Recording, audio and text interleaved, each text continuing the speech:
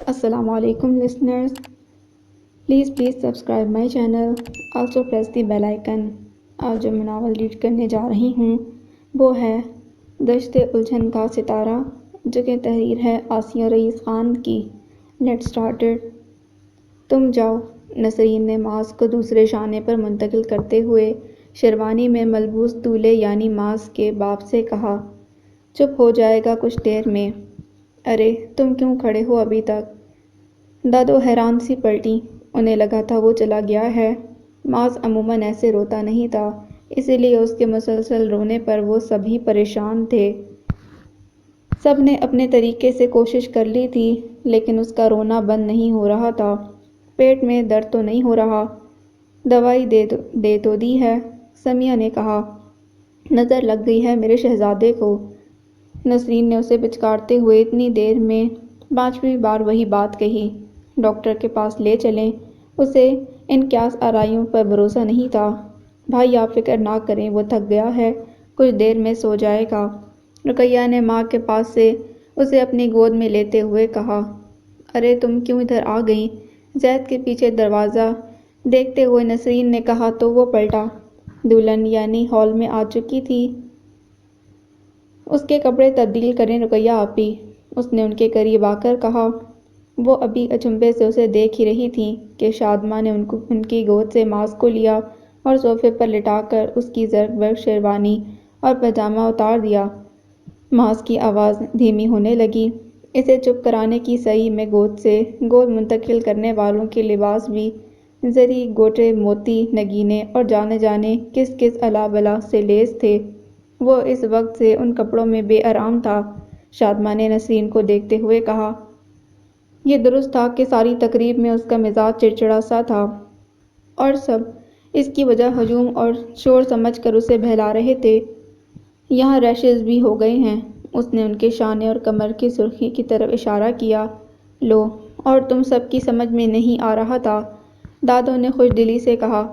शुक्र है तुमने सही अंदाज़ा लगाया, नसरीन ने मास्क को उठाते हुए शुक्रगुजार लहजे में कहा।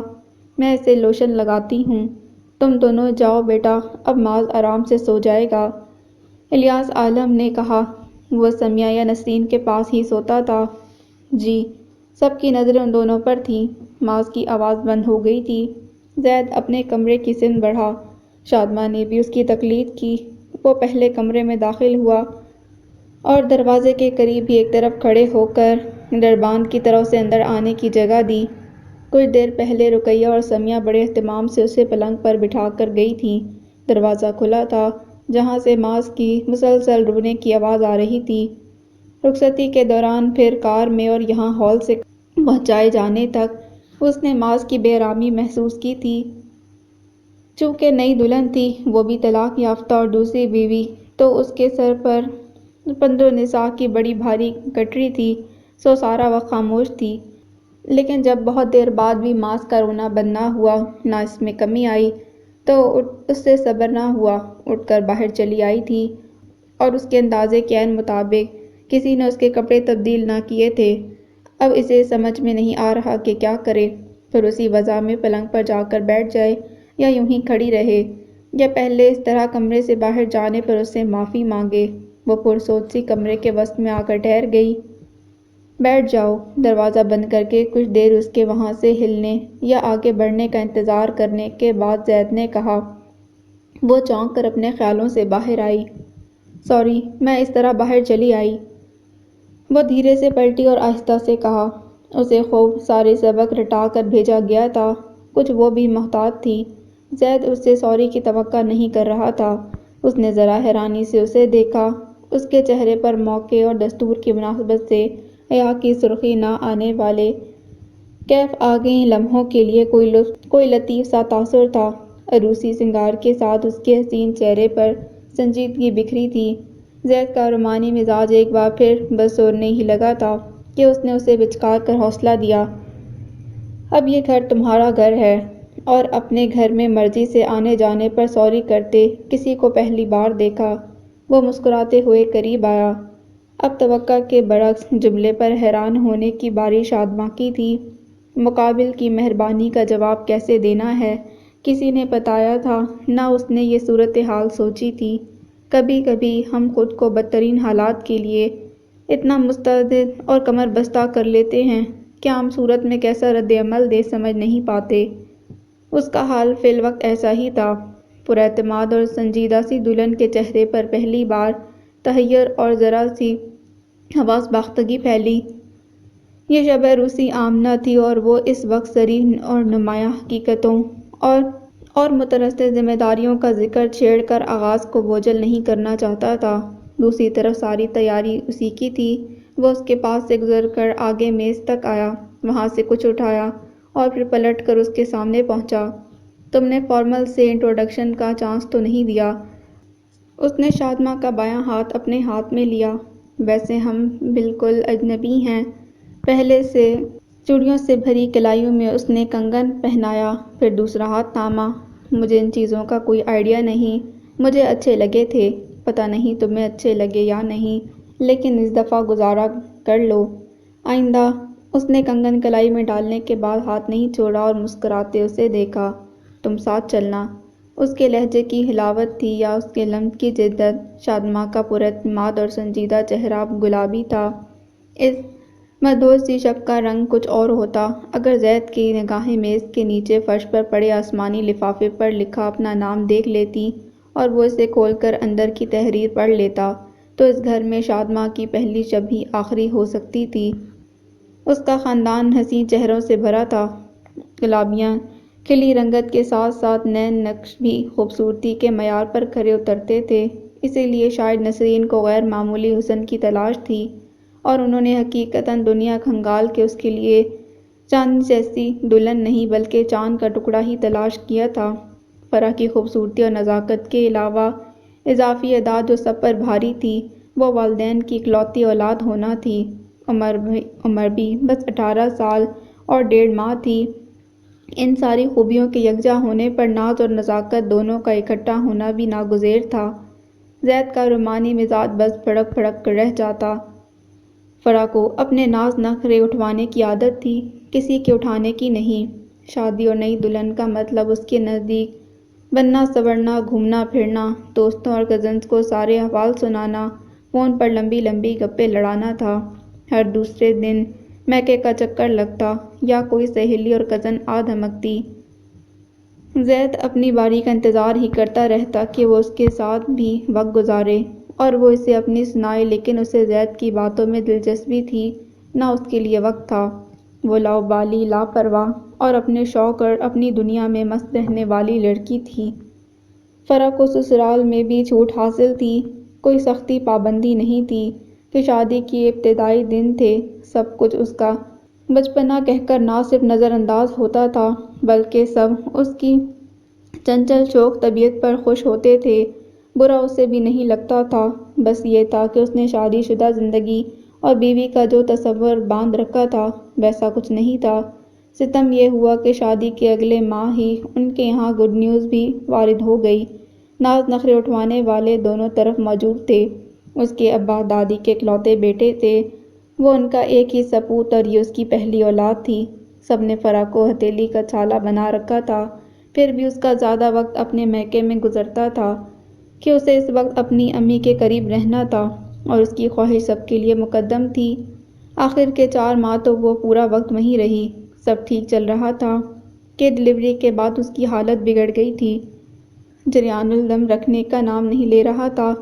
اسے بڑے ہسپتال منتقل کیا گیا، مگر سب بے سود ثابت ہوا۔ وہ جاں بر نہ ہو سکی۔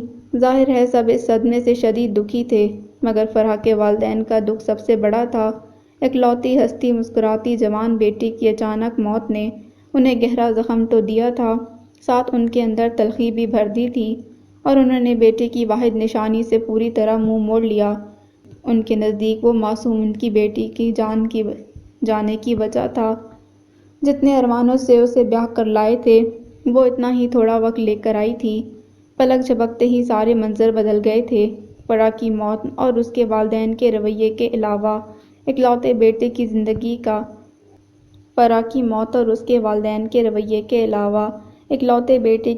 کا خلا پیدا ہوتے ہی اس کے متعلق نسرین کے خیالات بھی بدل گیا تھا۔ معاذ کو گھر میں سب نے مل کر سنبھال لیا تھا۔ رقیہ شادی کے بعد دوسرے شہر میں تھی۔ سمیہ کا رشتہ طے تھا اور اب اس کی شادی سے پہلے سب کو ایک ذمہ دار بہو کی ضرورت محسوس ہونے لگی تھی۔ ترجیحات بدل گئی تھیں۔ انہیں کم عمر لاؤ والی لڑکی نہیں بلکہ سنجیدہ، ذمہ دار اور پختہ سوچ اور مزاج والی لڑکی چاہیے تھی۔ اب غیروں کے بجائے نظریں اپنوں میں وہ گوہر نایاب تلاش کر رہی تھیں اور انہیں وہ شادماں کی صورت نظر آ گیا۔ اس میں وہ تمام خوبیاں تھیں جو انہیں نئی بہو میں درکار تھیں۔ بس ایک عیب یہ تھا کہ شادی کے چند ماہ بعد ہی اس کی طلاق ہو گئی تھی۔ ان کے لیے فیصلہ اس لیے بھی آسان تھا کہ اس خیال کے آنے سے پہلے ہی طلاق کی وجہ انہیں شادماں کے پہلے شوہر کا شکی مزاج لگا تھا۔ شادماں کی دادی اور دادو بہنیں تھیں اور دونوں کی آپس میں خوب بنتی تھی۔ یہی وجہ تھی کہ ان کے گھرانوں میں آنا جانا لگا رہتا تھا۔ تعلقات بھی اچھے تھے۔ دادو کی دونوں بیٹیاں دوسرے شہروں میں رہتی تھیں۔ اس شہر میں کوئی اور رشتہ دار نہ ہونے کی وجہ سے بھی بہن کے خاندان سے ان کے زیادہ تعلقات تھے۔ دادو اور نسرین کی بات سن کر تو خالدہ کی آنکھوں میں آنسو ہی آ گئے تھے۔ ان کی کوششیں اور دعائیں جو ظرفیاب ہوئی تھیں، مگر دادی کو پچھلے تجربے کے بعد یہ ایک اور جوخم لگ رہا تھا۔ یہ ان کی بہن کے اکلوتے پوتے کی زندگی کا سوال تھا، وہ بھی دوسری بار۔ سو انہوں نے دادو کو سمجھانے کی اپنی سی کوشش کی کہ وہ نہیں چاہتی کہ کچھ اونچ نیچ ہو اور اس وجہ سے دونوں گھرانوں کے رشتے میں بگاڑ پیدا ہو جائے۔ زید کو اب بھی کئی اچھی اور کنواری دوشیزائیں مل سکتی تھیں، مگر نسرین کا دل اب شادماں پر آ گیا تھا۔ انہیں دیکھی بھالی اور ایسی لڑکی چاہیے تھی جس کا مزاج وہ جانتی ہوں۔ انہوں نے سارے ارمان پہلی شادی میں پورے کر لیے تھے۔ اب حالات مختلف تھے اور بہو سے توقعات بھی۔ دادی کو سب نے تسلیاں دے کر مطمئن کر دیا تھا۔ ایک بار پھر ماں اور سب بہنیں سے مشورے اور تجربات کی روشنی میں اس کی رہنمائی کے لیے موجود تھیں۔ وہ خود کو ایک عام لڑکی سمجھتی تھی، خاندان کی دوسری تمام لڑکیوں کی طرح، لیکن حقیقت یہ تھی کہ وہ خاندان کی واحد طلاق یافتہ لڑکی تھی اور اب پہلی جس کی دوسری شادی ہو رہی تھی، جسے منہ دکھائی میں ایک 9 ماہ کا بیٹا ملنے والا تھا، وہ ایک بار ناکام ہو چکی تھی، جو اس کے اناڑی پن کی دلیل تھی۔ اسی لیے سب نے گھرداری سے لے کر شوہر کے دل پر راج کرنے کے اتنے گر، نسخے اور طریقے اس کے پلو سے باندھ دیے تھے کہ اس بوجھ سے وہ جھکی جا رہی تھی۔ اس کے والدین کی کامیاب گرہستی، جس میں بنا کسی اونچ نیچ اور بدمزگی کے 3 بیٹیوں کی اچھی خاندانوں میں شادی، ایک اچھے خاندان سے بہو لانا شامل تھا، وہ واحد تباہ تھی۔ اسی لیے اس نے بھی ٹھان لیا جی جان لگا دے گی، لیکن اس شادی کو ٹوٹنے نہیں دے گی۔ مصروف ہو۔ شادی کی تاریخ طے ہو جانے کے بعد ایک دن الیاس عالم نے دروازے پر دستک دینے کے بعد پوچھا، نہیں آئے نا؟ اس نے کتاب ایک طرف رکھ دی۔ وہ ان کے کمرے میں کبھی کبھار ہی آتے تھے۔ کالج کی چند باتوں کے بعد انہوں نے تمہید باندھی، تیار ہو پوری طرح نئی اننگز کے لیے؟ ہاں تو کر دی ہے پاپا، اور کیسے پوری طرح ہوا جاتا ہے؟ وہ ہنسا۔ فرح کی وفات کے 2 ماہ بعد سے ہی نسرین اور دادو اس سے دوسری شادی کا کہہ رہی تھیں کہ جتنی کم عمری میں معاذ کسی اور سے مانوس ہو جائے اتنا اچھا ہوگا، مگر وہ اتنی جلدی پھر اسی سب سے گزرنے کے لیے تیار نہ تھا۔ اس نے انہیں ہاں کہنے میں بہت وقت لگایا تھا۔ تمہارے ساتھ جو ہوا وہ والدین کا سب سے بڑا خوف ہوتا ہے، لیکن تقدیر کے آگے صبر بھی آ ہی جاتا ہے۔ وہ اس کے برعکس سنجیدہ تھے۔ تمہارے لیے پارٹنر دیکھنے کا کام تو دونوں وقت نسرین نے ہی کیا ہے، لیکن اس کی اور ہم سب کی بھی ترجیحات دونوں موقعوں پر الگ الگ تھیں۔ اسی لیے فرح والی خوبیاں یا عادتیں تمہیں شادماں میں نہیں ملیں گی۔ دوسرا، تم دونوں ہی ایک تلخ اور افسردہ تجربہ بھگت چکے ہو، اسی لیے۔ انہوں نے بیٹے کو دیکھا۔ میں چاہتا ہوں تم کچھ باتوں کا خیال رکھو، کچھ فیکٹس قبول کر کے ذہن نشین کر لو۔ جی پاپا۔ ہمارے معاشرے میں لڑکی کی طلاق ہو چکی ہو تو وجہ چاہے جو بھی رہی ہو، عجیب اور غریب اور جھوٹی سچی افواہیں سب جگہ پھیل جاتی ہیں۔ اسی لیے کبھی بھی سنی سنائی پر یقین کرنا بے وقوفی اور رشتے کے ساتھ زیادتی ہوگی۔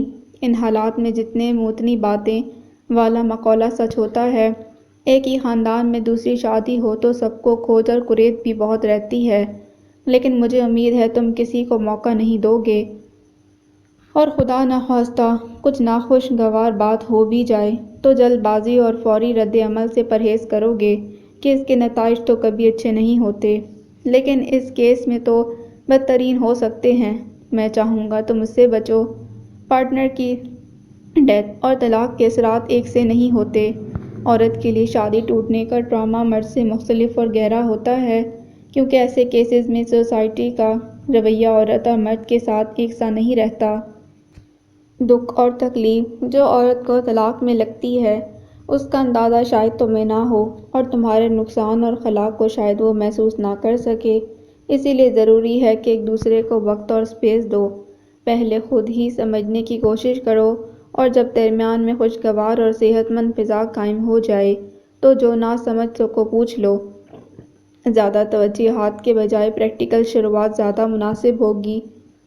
خیال رکھو کہ تمہارے رویے سے شادماں کو کسی کا ریپلیسمنٹ ہونے کا احساس نہ ہو، نہ کہ شادی سمجھوتے اور مجبوری کا رشتہ لگے۔ شادماں کے لیے یہاں آتے ہی ماں کی ذمہ داری بھی ہوگی۔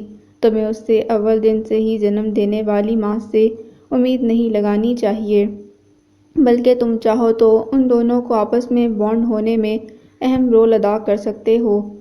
اس پر ماس کے معاملے میں اپنی مرضی تھوپنے یا اپنی مرضی چلانے کے بجائے اسے اتنی آزادی دو کہ اسے اپنے پن اور استحقاق کا احساس ہو، نہ کہ یہ لگے نگرانی ہو رہی ہے، کڑی نظر رکھی جا رہی ہے۔ اس کے چہرے پر تفکر کی پرچھائیاں دیکھ کر وہ رک کر مسکرائے۔ گھبراؤ نہیں، انہوں نے اس کا شانہ تھپتھپایا۔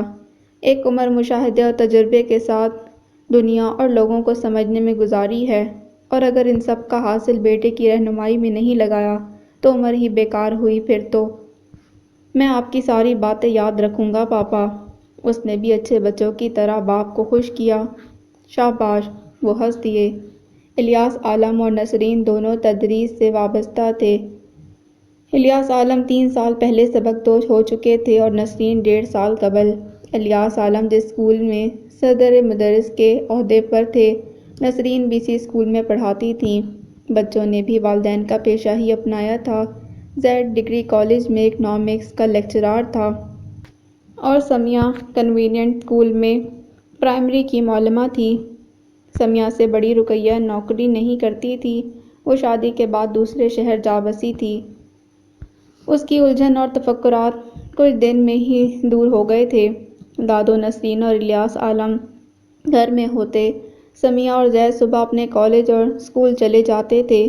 سمیہ 12:30-1 بجے واپس آ جاتی تھی، اور زید اس کے 1.5-2 گھنٹے بعد۔ ملازمین تھے، اسی لیے اس پر گھر کے کام کی کوئی خاص ذمہ داری نہیں تھی۔ کھانا بھی وہ بناتی تو کبھی نسرین۔ اس کی سب سے بڑی ذمہ داری ماس تھا، جو گھر والوں نے پوری طرح اس پر ڈال دی۔ پیدا ہوتے ہی ماں سے دور کر کے اللہ نے اسے بدلے میں جیسے صبر کا تحفہ عطا کر دیا تھا۔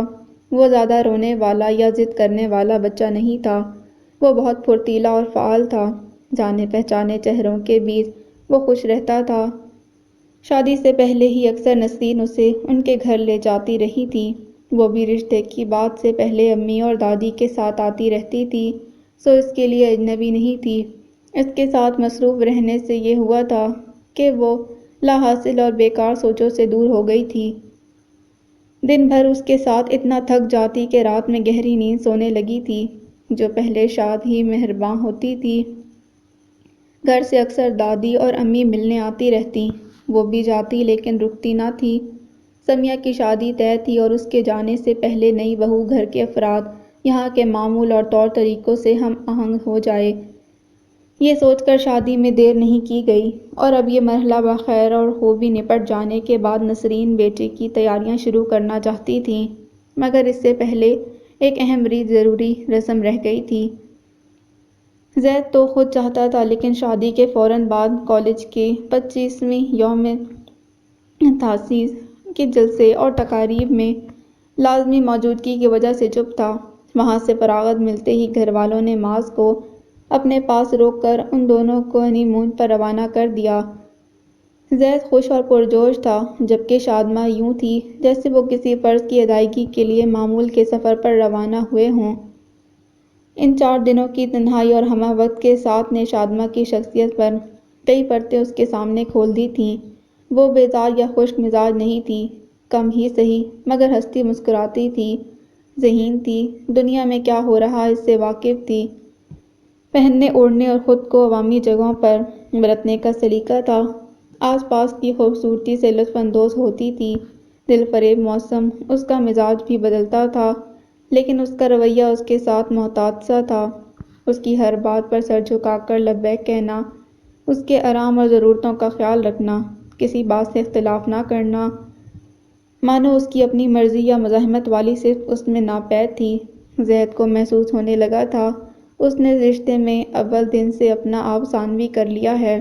وہ شوہر کو راضی اور خوش رکھنے کے لیے جیسے خود کو فراموش کرنے کی ٹھان چکی تھی، جبکہ اسے محبت، شرارت، التفات، اظہار، مطالبہ، سب میں برابری چاہیے تھی۔ وہ اسے بولنے پر اکساتا اور وہ بمشکل 2 جملوں کے بعد پھر چپ ہو جاتی۔ اسے الیاس عالم کی باتیں یاد تھیں، اس لیے وہ صبر کا دامن تھامے تھا، ورنہ کئی بار اس کا دل کیا وہ اس سے صاف بات کر لے۔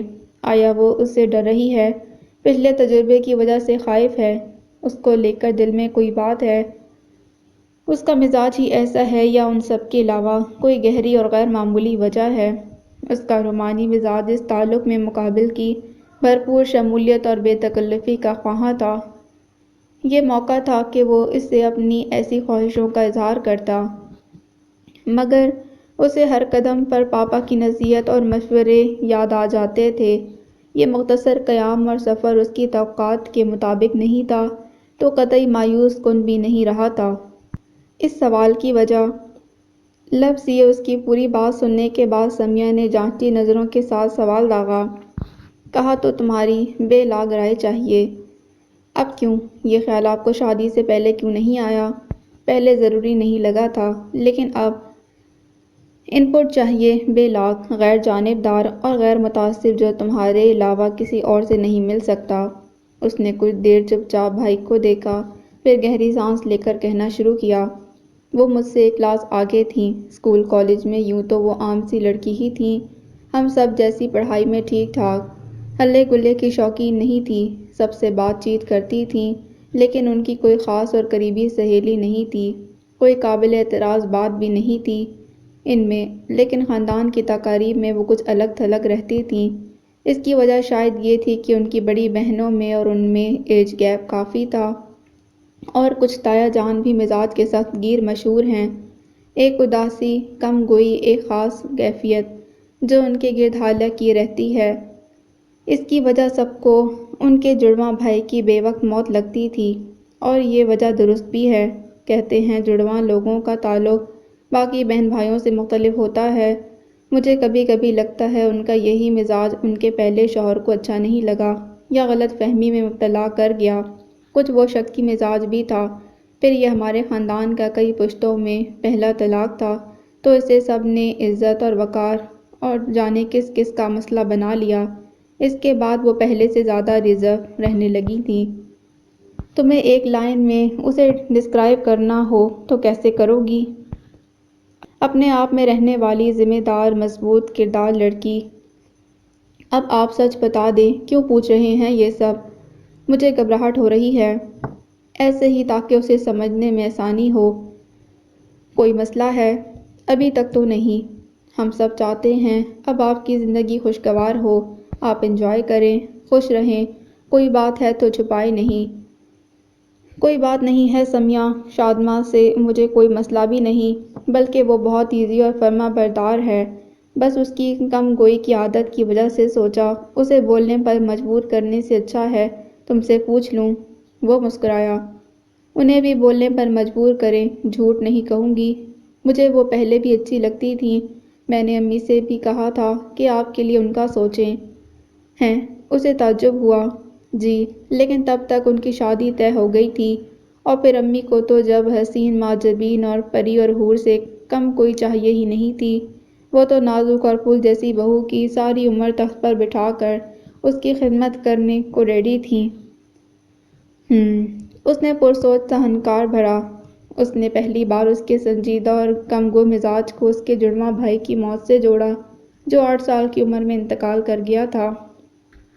پاپا اس پر مہربان ہوئے تھے، یا بہو پر، جو آج اسے اپنی کار کی چابی عنایت کی تھی کہ جاؤ شادماں کو گھما لاؤ۔ وہ کار کی جگہ ہمیشہ بائک چلانا پسند کرتا تھا۔ شادماں کو کئی بار پہلے بھی بائک پر ہی لے کر گیا تھا۔ جب اس نے کمرے میں آ کر اسے تیار ہونے کو کہا تو وہ جی کہتی دروازے کی طرف بڑھی۔ تیار ہونے پر ادھر کہاں؟ زید نے اس کا ہاتھ پکڑ کر روکا۔ ماس چاچی کے پاس ہے، پہلے اسے تیار کرتی ہوں۔ عادتاً اس کی نظریں نیچی تھیں، اس بار وہ اس کے ہاتھوں کو دیکھ رہی تھی۔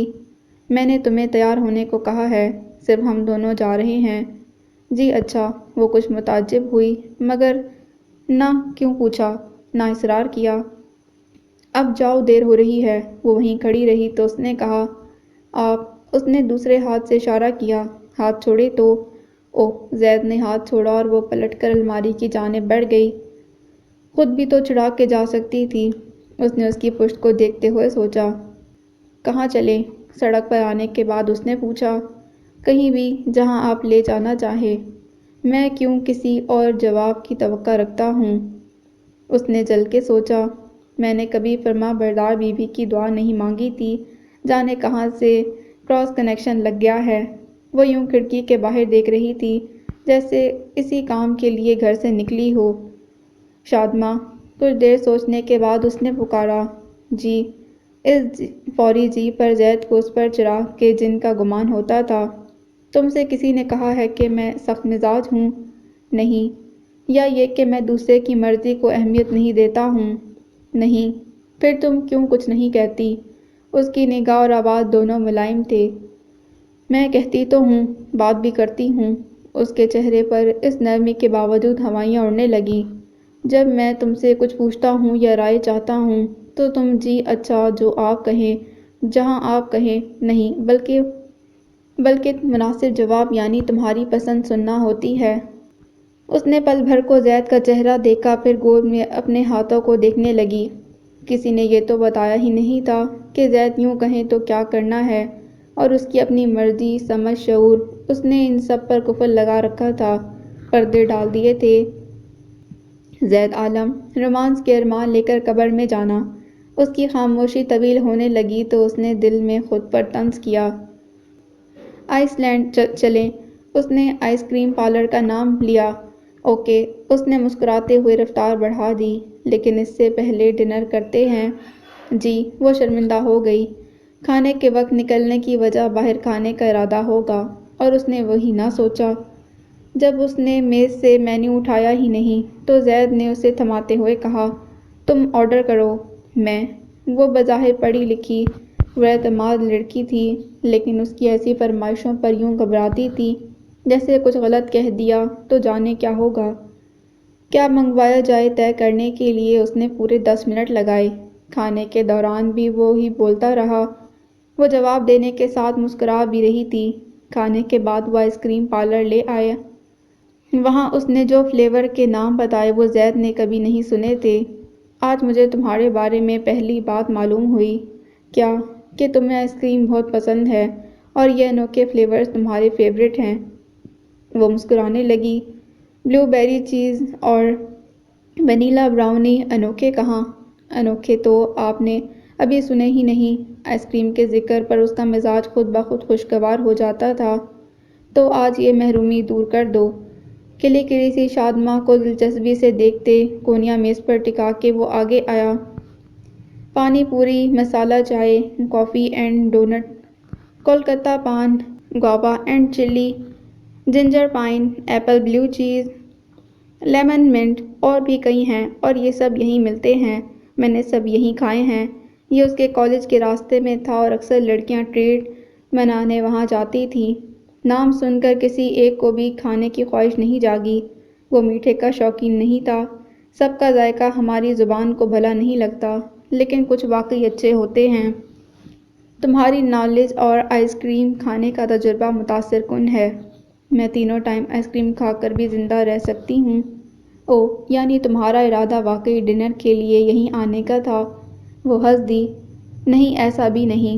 اپنی پسند کے 3 کون کھانے کے بعد اس نے چلنے کو کہا۔ چلتے ہیں۔ وہ کھڑا ہوا۔ تم رکو یہیں 2 منٹ، ابھی آیا۔ وہ گھر ساتھ لے جانے کے لیے فیملی پیک لینے گیا تھا۔ وہ فون دیکھنے لگی کہ چاچی کی کال یا پیغام تو نہیں۔ تبھی سامنے کوئی آ کر رکا۔ اسے لگا زید ہے۔ وہ کھڑی ہوئی اور سامنے دیکھتے ہی اس نے میز پر ہاتھ رکھ کر خود کو سنبھالا۔ تو یہ تھا تمہارے دل میں اپنا کزن، یہ تھی تمہاری محبت جس کا سوگ مناتی تھی تم، اپنی آنکھوں میں اس کا چہرہ چھپاتی تھی۔ بہت معصوم بننے کا ڈرامہ کیا تم نے، اسی معصومیت کے نقاب نے سب کو بیوقوف بنایا تھا۔ پکی ہو ویسے، کر ہی لی اس سے شادی، یہی کرنا تھا تو میری زندگی میں کیوں آئی تھی؟ اب شادی ہو گئی تو پہلے بھی ہو سکتی تھی نا، طلاق کے بعد کر لی۔ اس نے تو پہلے کیوں نہیں کی؟ تم دھوکے باز اور چال باز عورت کیوں آئی تھی میری زندگی میں؟ اس نے زور سے میز پر ہاتھ مارا۔ کون ہیں آپ؟ کیا ہوا ہے؟ دور سے دیکھ کر زید تقریباً دوڑتا وہاں پہنچا تھا۔ شادی کرنا ہی تھی اسے تو پہلے کر لیتے، میری زندگی تو برباد نہیں ہوتی۔ وہ پنکارتا وہاں سے چلا گیا۔ زید نے اسے اب پہچانا، غصے میں اس کے پیچھے جا رہا تھا کہ شادماں نے اس کا ہاتھ پکڑا۔ گھر چلیں زید۔ اس کی سفید پڑتی رنگت اور یک ہاتھ پر غصے کی جگہ تشویش نے لے لی۔ وہ اسے لیے کار تک آیا اور وہ نڈھال سی پشت سے ٹک گئی۔ اس کی آنکھیں بند تھیں۔ شادماں۔ اس نے پٹ سے آنکھیں کھولیں اور سیدھی ہو گئی، لیکن عادت کے مطابق اسے دیکھا نہیں۔ وہ اب سہمی سی تھی۔ زید کچھ دیر اسے دیکھتا رہا۔ اسے لگا وہ رونا چاہتی ہے، وہ اس کے سوال اور باز پرس کی منتظر ہے، خوفزدہ ہے، اور ان سارے تاثرات پر سوگواری کا رنگ چڑھا تھا۔ تمہارے فیورٹ فلیورز کے فیملی پیک نہیں تھے تو میں نے ونیلا اور بٹر اسکاچ لے لیے، یہ تمہیں ناپسند تو نہیں؟ شادماں نے سر اٹھا کر اسے دیکھا، حیرت اور بے یقینی سے پورے 10 سیکنڈ، پھر سر جھکا لیا۔ میں کسی آئس کریم کو منع نہیں کرتی۔ Thank God. اس کی چابی گھما کر انجن شروع کیا۔ راستہ بھر وہ دونوں خاموش تھے۔ گھر پہنچ کر وہ سیدھا نسرین کے کمرے میں گئی۔ معاذ ان کے پاس سو گیا تھا۔ اسے کمرے میں لا کر اس کی جگہ پر لٹانے کے بعد اس نے کپڑے تبدیل کیے اور نماز پڑھنے کے لیے کھڑی ہو گئی۔ نماز ختم ہی ہوئی تھی کہ دادی نے اسے آواز دی اور وہ پھر چلی گئی۔ کافی دیر بعد کمرے میں واپس اس امید پر آئی تھی کہ زید سو گیا ہوگا، لیکن وہ جاگ رہا تھا۔ اور کیوں جاگ رہا تھا، یہ سوچ کر اس کا وہاں سے بھاگ جانے کا دل کیا۔ اور کوئی کام باقی ہے؟ اس نے مسکراتے ہوئے پوچھا۔ اس نے انکار میں سر ہلایا۔ تو آؤ، اس نے بازو میں ہاتھ رکھ کر کہا۔ وہ اپنی سونے کی جگہ پر نہیں تھا، بلکہ پلنگ کے کنارے بیٹھا تھا۔ جہاں اس نے ہاتھ رکھا تھا وہ وہیں جا کر بیٹھ گئی۔ میں تم سے ناراض نہیں، غصہ یا بدگمان کچھ بھی نہیں ہوں، لیکن تم میری بیوی ہو، میری عزت، میں محافظ ہوں تمہارا، اور کوئی تم پر چیخ چلا کر یا تمہیں باتیں سنا کر چلا جائے تو مجھے غصہ آنا چاہیے۔ اور میں اس وقت بہت غصے میں تھا، لیکن وہ رکا اور شادماں کا دل بھی رکنے لگا۔ تم نے میرا ہاتھ پکڑ کر روک لیا، اور عجیب بات ہوئی کہ اسی وقت میرا غصہ غائب ہو گیا۔ اس کے چہرے پر نہ کوئی نہ سمجھ آنے والا تاثر تھا۔ جانتی ہو کیوں؟ اسے سر اٹھا کر زید کو دیکھنا چاہیے تھا، لیکن اس نے یوں ہی نیچے دیکھتے ہوئے نفی میں سر ہلایا۔ مجھے تمہاری فکر ہوئی تھی کہ میں اس کے پیچھے چلا گیا تو تم اکیلی کہیں وہاں گر ہی نہ جاؤ۔ اس کی فکر بہت سے لوگوں کو تھی، دادی، ابا، امی، بہنیں، بھائی بھابھی، اور سب کی فکر کے پیچھے وجہ تھی جس سے ان کی اپنی ذات اور فائدے جڑے تھے، اور ہر فکر نے اس کے لیے مشکلیں ہی پیدا کی تھیں۔ اسی لیے اسے شوہر کی زبان سے ادا ہوئے یہ الفاظ کوئی تسلی اور خوشی نہیں دے رہے تھے۔ زید کا تو سب سے بڑا مفاد تھا، اسے اپنے بچے کے لیے اچھی ماں چاہیے تھی، جو بننے کی وہ کوشش بھی کر رہی تھی۔ اب ہر حال میں اس گھر میں ٹکے رہنا اس کا بھی تو مطلب تھا۔ اس کے تجربات تو شوہر کا دل میں ان سے کھلانے والا فکرہ اس کے لیے معمولی بنا دیا۔ اب تم بہتر ہو تو مجھے بتاؤ کہ کیا کہہ رہا تھا وہ، تاکہ اس کا کیا کرنا ہے میں سوچوں۔ چھپانے والی تو کوئی بات تھی نہیں، اور اس کے سوال کے بعد وہ خاموش بھی نہ رہ سکتی تھی۔ ذرا توقف کے بعد اس نے کہنا شروع کیا۔ عاقب کو یہ شک تھا کہ میں کسی اور میں انٹرسٹڈ ہوں۔ اس سے شادی زبردستی ہوئی ہے، اس کے نکاح میں ہوتے بھی کسی اور کے خیالوں میں گم رہتی ہوں۔ آپ کے ساتھ دیکھ کر وہ کسی خیال کی آمد پر ایک دم رک گئی۔ وہ اس وقت زید کے ساتھ جس طرح بے تکلف تھی، جیسے ہنس رہی تھی، مسکرا رہی تھی، ویسے کبھی عاقب کے ساتھ نہیں ہو سکی تھی، بلکہ صنف مخالف میں کسی کے ساتھ نہیں۔ اسے لگا وہ آپ ہیں۔ اس نے دھیرے سے جملہ مکمل کیا، مطلب اس کے مطابق شادی سے پہلے ہی مجھے آپ سے محبت تھی، پہلی شادی سے پہلے۔ اس نے رک رک کر بات مکمل کی۔ واقعی نہیں، اس نے تیزی سے کہا، مجھے آپ سے محبت نہیں تھی، بلکہ کسی سے بھی نہیں۔ ایسا عاقب کو لگا، لیکن یہ سچ نہیں ہے۔ میں سارے معاملے میں وہ پہلی بار بوکھلائی تھی۔ شادماں دفتن زید نے ہاتھ سے اس کا چہرہ اٹھا کر اپنی سمت کیا۔ مجھے یقین ہے یہ اتنا اچانک ہوا تھا کہ ان کی نگاہیں آپس میں ٹکرائیں۔ تمہیں مجھ سے محبت ہوتی تو میں بے خبر نہیں رہ سکتا تھا۔ وہ مسکرا رہا تھا۔ شادماں نے آنکھوں کے ساتھ ساتھ سر بھی جھکا لیا۔ زید نے اس کے گال پر اپنا ہاتھ ہٹایا۔ اسے اس لیے لگا کہ وہ تیزی سے صفائی دینے لگی کہ رک گئی۔ غیر ضروری سی بات تھی۔ زید کی سوالیہ آواز پر وہ جزبز ہوئی۔ اب کہنا ضروری ہو گیا تھا۔ جس طرح آپ کے ساتھ وہاں بے تکلفی سے باتیں کر رہی تھی، ویسے کبھی اسے احساس ہوا سابقہ شوہر کے متعلق موجودہ شوہر سے بات نہایت مشکل اور فضول عمل ہے۔ یہ بات یہیں ختم نہیں کر سکتے۔ اوکے۔ اس کے اضطراب اور کشمکش کا اسے بھی ادراک ہوا۔ وہ خود سے تو کبھی کھلتی نہیں تھی، موقع ملے تب بھی دامن بچا لیتی۔ آئندہ وہ کبھی اس طرح پریشان کرے تو مجھے بتانا۔ نہیں، اس نے جھٹ کہا، مطلب میں کہیں جاتی ہی نہیں ہوں تو اس سے ملوں گی کیسے؟ آج جیسے سامنا ہوا تو کہیں بھی ہو سکتا ہے، یا تم نے سوچ لیا کہ اب میرے ساتھ کبھی باہر نہیں جانا؟ واقعی اس نے لمحہ بھر پہلے یہی سوچا تھا۔ نہیں تو، اس نے جھوٹ کہا۔ گڈ، کیونکہ اب ہر ویکنڈ اس پارلر کا چکر فکس ہے۔ اس کی بات پر وہ سر جھکائے مسکرائی اور زید ان عجیب و غریب فلیور والی آئس کریموں کی قسمت پر رشک کرنے لگا۔ اس دن کے بعد سے گھر کے فریزر میں ہمہ وقت آئس کریم موجود ہوتی تھی۔ اسے بدگمان اور بیزار ہونے سے پاپا کی باتوں نے بچایا ہوا تھا، ورنہ تو وہ بھی عام شوہر ہی تھا۔ آج اسے کالج سے واپسی میں دیر ہو گئی تھی۔ گیٹ کے باہر سے ہی اسے الیاس عالم کی آواز سنائی دی۔ یقیناً وہ اپنے پودوں کی ناز برداریوں میں لگے تھے۔ سبکدوشی کے بعد اسے باغبانی کے شوق کو انہوں نے مصروف بنا لیا تھا۔ ہارن کی آواز پر ذرا دیر بعد شادماں نے گیٹ کھولا اور فوراً ہی واپس بھی چلی گئی۔ بائیک کھڑی کرنے کے بعد وہ گیٹ بند کر کے ان کی طرف آیا تو اس کی جلد بازی کی وجہ سمجھا۔ الیاس عالم کے ساتھ آج معاذ اور شادماں بھی تھے۔ معاذ کے کپڑے اور اس کے کھلونے سب سے مٹی لپٹی تھی اور اسے بڑا مزہ آ رہا تھا۔ اسے دیکھ کر وہ آوازیں نکالتے ہاتھ اٹھا کر ہمکنے لگا۔ وہ بھی بے ساختہ اس سے لینے جھکا کہ شادماں نے ٹوکا، آپ کی شرٹ خراب ہو جائے گی، میں اسے نہلا کر چینج کر دیتی ہوں۔ مجھے بھی چینج کرنا ہے۔ اس نے معاذ کو اٹھا لیا۔ یہ انجوائے کر رہا ہے تو کھیلنے دو اسے۔ اس نے بیٹے کی مٹی سے آلودہ گال پر پیار کیا۔ تم بچپن میں اس طرح کے کھیلوں سے، یعنی مٹی گچرے سے دور بھاگتے تھے؟ الیاس عالم نے پودے کے سر پر کینچی چلاتے ہوئے کہا۔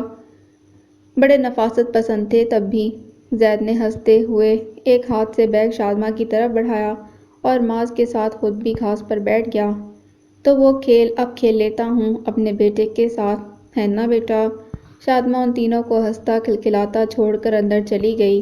کچھ دیر بعد پانی، چائے اور سنیکس لے کر واپس آئی تو ساتھ میں اس کے گھر میں پہننے والی ٹی شرٹ بھی تھی۔ چچا جان، آپ بھی پہلے چائے پی لیں، اس نے ٹرے کین کی تپائی پر رکھتے ہوئے کہا۔ اور آپ پہلے شرٹ چینج کر لیں۔ اس نے نیوی بلو شرٹ اس کی طرف بڑھائی۔ سرمئی اور سفید دھاریوں والی شرٹ پر مٹی تو لگ چکی تھی، لیکن زید نے کچھ کہے بنا شرٹ تبدیل کر لیا۔ اپنے لیے چائے نہیں لائیں بیٹا؟ الیاس عالم نے ٹرے میں 2 کپ دیکھ کر پوچھا۔ سمیہ لا رہی ہے سب کی چائے، دیر نہ ہو اس لیے میں نے 2 کپ ہی بنائی تھی۔ اس نے ایک کپ اٹھا کر انہیں دیا، پھر دوسرا زید کو۔ تم نے مدد کی تو 2 گھنٹے کا کام 1 گھنٹے میں ہو گیا۔ کرسی پر بیٹھتے انہوں نے تراشیدہ پودوں پر نظر ڈالتے ہوئے کہا، ورنہ اس گھر میں تو یہ معاملہ ہے، آپ جانیں اور آپ کے پودے۔ ان کی بات پر وہ مسکرائی۔ میں یہ شرٹ رکھ کر آتی ہوں۔ وہ چلی گئی۔ زید ماس کے ساتھ کھیلنے لگا تھا۔ کچھ دیر بعد دادو، سمیہ اور نسرین سب ان کے ساتھ شامل ہو گئیں۔ شادماں کہاں گئی؟ دادو نے دروازے کی طرف دیکھتے ہوئے کہا، میں بلاتی ہوں۔ سمیہ اٹھنے لگی تو زید کھڑا ہو گیا، میں بھیجتا ہوں۔ ہاں جاؤ، تم لیٹ آئے، آج تھکے ہوئے ہوگے، آرام کرو۔ نسرین نے خوبرو بیٹے کی دل ہی دل میں نظر اتاری۔ وہ کمرے میں آیا تو شادماں غسل خانے میں تھی۔ دروازہ کھلا تھا اور بتی جل رہی تھی۔ اس نے اندر جھانکا۔ وہ واش بیسن پر جھکی اس کی شرٹ کے داغ رگڑ رہی تھی۔ سامنے ہی سٹین ریموور کی بوتل اور ڈٹرجنٹ کا ڈبہ تھا۔ وہ اندر آیا۔ یہ اتنا ضروری تو نہیں تھا۔ وہ چونک کر پلٹی۔ فوراً دھو لو تو آسانی سے نکل جاتے ہیں۔ اس نے دونوں ہاتھوں کی مٹھیوں میں دبے شرٹ کو رگڑتے ہوئے جواب دیا، میری کس بات سے تمہیں لگا میں غصے والا یا شارٹ ٹیمپرڈ شوہر ہوں؟ وہ اب اس کے پاس کھڑا تھا۔ کسی بات سے نہیں۔ اس کے ہاتھوں کی رفتار کم ہو گئی اور وہ اسے ذرا سی خائف لگی۔ اس پر داغ رہ بھی گئے تو زیادہ سے زیادہ یہ شرٹ ریجیکٹ ہو جائے گی۔ وہ ایک دم سنجیدہ تھا۔ تم سب کچھ چھوڑ کر یہاں اسے دھو رہی ہو، کیوں؟ اس لیے کہ یہ خراب ہو گئی تو میں غصہ کروں گا۔ اسے اس علت کی یہی ایک وجہ سمجھ آئی۔ کہیں اس کے ذہن میں پرانی بات اچھل کر سامنے آئی تھی کہ کبھی شادماں کے والد کا تیز غصہ بہت مشہور تھا۔ اس کا چہرہ ایک دم بجھ گیا۔ اس کی کسی بات سے زید خفا نہ ہو، وہ ہر قدم پر اس کا دھیان رکھتی تھی، لیکن فی الوقت یہ وجہ نہیں تھی اور وہ اس قدر سنجیدہ یعنی غصہ تھا۔ فوراً اس لیے دھو رہی ہوں کہ تازہ تازہ داغ ہے، پرانے داغ کی نسبت جلدی نکل جاتا ہے اور ہاتھ روک کر سہمی سی آواز میں کہتے وہ ایک دم رک گئی اور اس نے پوچھا، وہ جز سی ہونٹ کاٹنے لگی، کہو شادماں۔ اب کہ اس نے لہجے کو نرم رکھا تھا، مجھے یہ شرٹ اچھی لگتی ہے۔ رخ موڑ کر اس نے پھر رگڑنا شروع کیا۔ ایک اور کا زبان سے نکلنا مشکل میں ڈال گیا تھا۔ زید کے مزاج کی کیفیت یکایک بدل گئی۔ اس نے ٹی شرٹ کی آستین اوپر کرتے شانے سے دھکا دے کر شادماں کو ایک طرف کیا۔ اس کی جگہ وہ خود سنبھال کر اس کے ہاتھ سے شرٹ لے چکا تھا۔ وہ مزید بوکھلائی سی اسے دیکھنے لگی۔ یہ شرٹ ریجیکٹ نہ ہو، اب یہ ذمہ داری میری۔ وہ یوں شرٹ رگڑ رہا تھا جیسے دنیا کا سب سے اہم کام انجام دے رہا ہو۔ تم جاؤ، امی دادو سب تمہارا ویٹ کر رہی ہیں۔ اس نے اپنے ہاتھ نلکے سے دور کیے، لیکن پہلے ہاتھ دھو لو۔ حیران سی شادماں نے جھجکتے ہوئے ہاتھ دھوئے اور باہر نکل گئی۔ زید کو اس کے تاثرات مزہ دے گئے تھے۔ کیا میں نے شرٹ اچھی لگتی ہے کہہ کر غلطی کی؟ کمرے سے باہر نکلنے سے پہلے اس نے پلٹ کر غسل خانے کی سمت دیکھ کر سوچا، نہیں تو؟ اندر سے جواب بھی ڈرا سہما سا آیا۔ رات میں کھڑکی کے پردے والی سلاخ میں اپنی شرٹ ہینگر میں لٹکی تھی، جس پر داغ کے ہلکے نشان اب بھی موجود تھے۔ سونے سے قبل شادماں نے دیکھا وہ یوٹیوب پر مٹی کے داغ نکالنے والی ویڈیو دیکھ رہا تھا۔ گھر میں سمیہ کی شادی کی تیاریاں پورے عروج پر تھیں۔ آج چھٹی کا دن تھا تو ماس کو دادو اور باپ کے پاس چھوڑ کر وہ شادماں کو بھی ساتھ لے گئی تھیں تاکہ وہ اپنی پسند سے خریداری کر سکے۔ شام میں وہ دن بھر کی تلاش اور خواری کے ثمرات سب کو دکھا رہی تھی۔ تب سمیہ نے اسے مخاطب کیا، پتہ ہے بھائی، بھابھی ساڑی لینے پر مان نہیں رہی تھیں کہ معاذ اور ساڑی دونوں کو ایک ساتھ نہیں سنبھال سکتیں۔ پھر جب امی نے کہا کہ آپ کو ساڑی پسند ہے تو وہ جھٹ مان گئی، لیکن اتنی دیر ہو گئی تھی کہ ہم ساڑی والی شاپ میں جا ہی نہیں سکے۔ وہ سب ہنسنے لگے تھے اور زید نے اسے دیکھا۔ ماس کو کھانا کھلاتے ہوئے اس نے بھی پل بھر کے لیے زید کی طرف نگاہ کی۔ وہ بڑے دلنشیں انداز میں مسکرا رہا تھا۔ سب کی موجودگی میں ہوئی یہ بات تھی یا زید کی مسکراہٹ اسے حیا آ گئی تھی؟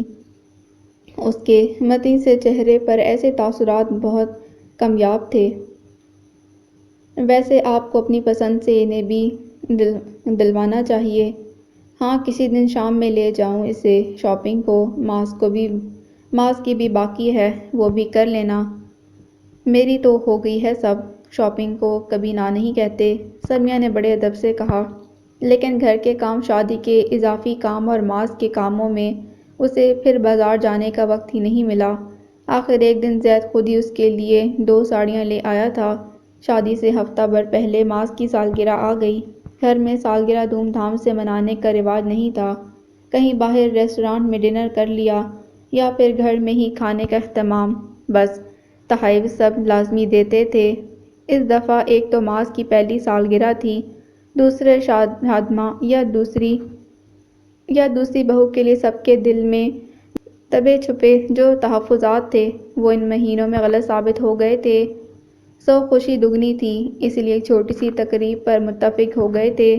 شادماں کے میکے کے علاوہ شہر میں رہنے والے دادی کے دیگر قریبی رشتہ داروں کو بھی مدعو کیا گیا۔ الیاس عالم کا خیال تھا کہ ماس کے نانا نانی کو بھی دعوت دی جائے، مگر نسرین اور زید نے منع کر دیا۔ وجہ دونوں کی مختلف تھی۔ زید کا خیال تھا کہ فرح کی برسی بھی آگے پیچھے ہی ہوتی ہے، تو یہ وقت ان کے لیے اداسی اور سوگواری کا ہوگا، ایسے میں جشن کی دعوت مناسب نہیں۔ جبکہ نسرین کا خیال تھا انہوں نے اب تک ایک فون نہیں کیا، نہ بعد میں کبھی ماس کو دیکھنے ملنے آئے، تو اب انہیں ماس کے کسی معاملے میں شرکت کا حق نہیں۔ ماس کو تیار کر کے اسے دادا دادی کے پاس چھوڑ کر وہ خود تیار ہونے کمرے میں آئی تو زید کپڑے تبدیل کر چکا تھا۔ اس نے وہی سرمئی اور سفید دھاریوں والی شرٹ پہنی تھی۔ یہ کیوں پہن لی؟ اس پر ہلکے نشان اب بھی ہیں۔ بتاؤ کہاں؟ وہ اس کے سامنے آیا۔ شادماں نے جھک کر جیب کے قریب اور پھر شانے پر دیکھا۔ مٹی کے ہلکے سے داغ غائب تھے۔ یہ کیسے؟ اس نے تعجب سے زیر لب مسکراتے زید پر ایک نظر ڈالی اور پھر بے ساختہ ہاتھ سے داغ ڈھونڈنے لگی۔ اب مجھے ہر قسم کے داغ نکالنے کے اتنے نسخے اور ٹوٹکے یاد ہو گئے ہیں کہ میں ایک کتاب لکھ سکتا ہوں۔ وہ اس کی حیرت کو بڑی دلچسپی سے دیکھ رہا تھا۔ رگڑ رگڑ کر آپ کی انگلیاں۔ اس نے شرٹ پر حرکت کرتی اپنی انگلیاں روک کر اس کے ہاتھ کی ہتھیلی کی طرف دیکھا۔ کہا نا، میں ایکسپرٹ ہو گیا ہوں، بنا رگڑے اور محنت کیے بھی داغ نکلتے ہیں۔ زید نے جیب کے قریب رکھے اس کے ہاتھ پر اپنا ہاتھ رکھا۔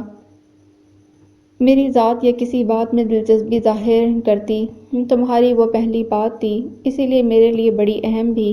اس کی نظر اپنی ہتھیلی کے اوپر دھری زید کی ہتھیلی پر جمی تھی۔ ایسا نہیں ہے کہ مجھے آپ میں دلچسپی نہیں۔ اس کے لیے یہ کہنا آسان نہیں تھا، مگر جب ٹھان لیا تھا تو وہ ہمت کرنا بھی سیکھ رہی تھی۔ ایسا نہیں ہے، مجھے پتہ بھی تو چلے، میری اس شرٹ کے علاوہ تمہیں اور کیا کیا اچھا لگتا ہے۔ شادماں کو دیر سے سمجھ آیا اس نے اس کا ہاتھ کیوں قید کیا تھا۔ اب ہاتھ کھینچ کر بات بنانا مشکل تھا۔ مجھے آپ کی کوئی بات یا کوئی چیز بری نہیں لگتی۔ یہ سچ تھا۔ وہ خوش مزاج اور اچھی عادت و اطوار کا مالک تھا، اپنے گھر والوں سے قریب تھا، سگریٹ تو دور، وہ تو چائے یا کسی اور چیز کا عادی نہیں تھا۔ اس کا حلقہ احباب بھی شاید محدود تھا کہ زیادہ فون پر مصروف نہیں رہتا تھا۔ جب ہوتا بھی تو اکثر کالج کے ساتھی پروفیسر یا لیکچرار سے بات کرتا تھا، ورنہ اس نے اپنے کالج میں دیکھا اور سنا تھا پروفیسر اور لیکچرار کس طرح صنف مخالف کے ڈاؤٹ اور کانسیپٹ کلیئر کرنے کے لیے فون پر گھنٹوں گفتگو کرتے تھے۔ تو اسے آسان لفظوں میں کہو، زید نے کہا اور اس کا متبسم لہجہ اسے جتا گیا کہ وہ کیا سننا چاہتا ہے۔ یہ لمحات اس کے لیے بھی آگہی کے تھے، ورنہ اسے اچھا لگتا ہے یا برا اس نے ابھی تک یہ بھی نہیں سوچا تھا۔ آپ اچھے ہیں۔ اس کے ہاتھ کے نیچے سے اپنا ہاتھ کھینچ لیا۔ وہ میں جانتا ہوں۔ جب وہ بولنے پر آمادہ تھی تو وہ کیوں موقع گنواتا؟ تمہیں کیسا لگتا ہوں یہ بتاؤ۔ سب آپ کو پوچھ رہے ہیں بھائی بھابھی۔ سمیہ راہداری سے اونچا بولتی آ رہی تھی۔ شادماں فوراً سے ایک طرف چلی گئی۔ اس نے ابھی کپڑے بھی تبدیل نہیں کیے تھے۔ آپ تیار نہیں ہوئی ابھی تک؟ اس نے حیرت سے اسے الماری میں گھسے دیکھا۔ میں ریڈی ہوں، چلو۔ شادماں کو آرام سے تیار ہونے دو۔ زید اس کا ہاتھ پکڑ کر باہر لے گیا۔ کچھ دیر کپڑے ادھر ادھر کرنے کے بعد آخر اس نے زید کی لائی دوسری ساڑی نکال لی، جو قدرے سادہ تھی۔ آج وہ کم وقت میں بھی اہتمام سے تیار ہوئی تھی۔ Bottle green Banarasi silk sari جس پر گولڈن بارڈر تھی۔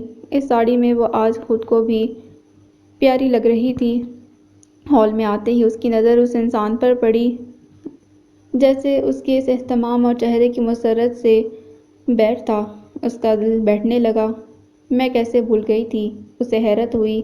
تیار ہوتے ہوئے اسے ایک بار خیال نہیں آیا وہ بھی یہاں موجود ہے۔ پہلی بار اس کے ذہن سے یہ محو ہوا تھا۔ اس نے صرف اپنے بارے میں سوچا، اپنے بارے میں نہیں۔ اس نے زید کو سوچا تھا اور اس کے لیے اہتمام کرتے وہ خوش تھی۔ زید اسے دیکھ کر کھل اٹھا تھا۔ وہ اتنا تو جان گیا کہ شادماں کی اپنی رفتار ہے جو اس کے لیے بہت انوکھی تھی، لیکن وہ اس سست روی پر بھی خوش تھا کہ وہ اس کی طرف بڑھ تو رہی تھی۔ مہمانوں کے بیچ میں انہوں نے ماس کو گود میں لے کر کیک کاٹا تو سب کی تالیوں، مسکراہٹوں اور قہقہوں کے بیچ بھی اسے ان دو آنکھوں کی ناگواری بری طرح خوفزدہ کر رہی تھی۔ ماس کو نیند آنے لگی تھی۔ وہ اسے سلانے کے لیے لے گئی تھی۔ مہمان جانے لگے تو اسے بلانے کمرے میں آیا۔ وہ آئینے کے سامنے کھڑی چاند بالیاں اتار رہی تھی۔ ابھی میں نے تمہیں جی بھر کر دیکھا کہاں ہے؟ وہ اس کے پیچھے آ کھڑا ہوا۔ اس نے بالیں یوں ہی چھوڑ کر ہاتھ نیچے کر لیے۔ زید نے دونوں ہاتھ اس کے بازوؤں پر رکھے اور آئینے میں اس کے عکس کو دیکھ کر گویا ہوا، میں ساری رات بھی تمہیں یوں تک سکتا ہوں لیکن مہمان اتنا انتظار نہیں کر سکتے۔ شادماں نے سر اٹھا کر اس کے عکس کو دیکھا اور پھر شرما کر سر جھکا لیا۔ اب ان باتوں پر اس کے چہرے پر ایک منفرد سی روشنی جلملانے لگتی تھی۔ جانے والے تمہارا پوچھ رہے ہیں، چلو۔ وہ اس کا ہاتھ تھامے باہر نکل گیا۔ ان کے باہر جاتے ہی کوئی اس کمرے میں داخل ہو کر آسمانی لفافہ اس میز پر دھری کتاب پر رکھ گیا تھا۔ ابھی ان لفافوں کے منظر عام پر آنے کا وقت نہ ہوا تھا۔ اگلے دن کالج سے آنے کے بعد زید نے فون پر بات کرتے نیچے دیکھے بنا اس کتاب پر دوسری کتاب رکھی اور دونوں کو دیوار سے لگے انبار کے اوپر رکھ دیا۔ آسمانی لفافہ دونوں کتابوں کے درمیان دبا رہ گیا۔ کافی دن بعد اسے یونیورسٹی سے آیا ایک اہم سرکولر نہیں مل رہا تھا۔ وہ ڈھونڈنے لگا تو شادماں نے اپنی خدمات پیش کی تھیں کہ میں کچھ مدد کروں، لیکن اس نے منع کر دیا۔ پلنگ پر ماس کی مستیاں جاری تھیں۔ وہ بھی ماس کے ساتھ ہنستی کھلکھلاتی اسے اچھی لگ رہی تھی۔ گھر میں کسی کو اس کی میز اور وہاں کی چیزوں کو ہاتھ لگانے کی اجازت نہیں تھی۔ یہ اصول شادماں کے لیے بھی تھا۔ اس نے کام والی ماسی کو خود سمجھایا اور عملاً کر کے دکھایا تھا کہ وہاں سے گرد و غبار کیسے صاف کرنا ہے۔ اس کے اور ماسی کے علاوہ کوئی ادھر دیکھتا بھی نہیں تھا۔ دراز میں اسے سرکولر تو مل گیا، ساتھ ہی بنی آسمانی رنگ کا مبین سا لفافہ بھی ہاتھ لگا جو وہ پہلی بار دیکھ رہا تھا۔ اس پر اردو میں اس کا نام لکھا تھا۔ گھر کا پتہ بھی درج نہیں تھا۔ اسے تعجب ہوا اور مارے تجسس کے اس نے لفافہ کھولا۔ اندرونی کاپی سے کھینچ کر نکالا گیا کاغذ تھا جس پر 2 سطریں لکھی تھیں، تم شادماں کے بارے میں کچھ نہیں جانتے، اس کی دماغی حالت ٹھیک نہیں ہے۔ اس نے 3 بار وہ 2 سطریں پڑھیں اور سامنے دیکھا۔ شادماں گھٹنوں پر پیر موڑ کر لیٹی تھی اور ماس اس کے پیروں پر تھا۔ وہ اس کے ہاتھ پکڑتے ہوئے اپنے اوپر نیچے کر رہی تھی اور ماس کھلکھلا رہا تھا۔ یہی کھیل وہ بھی اس کے ساتھ کرتا تھا۔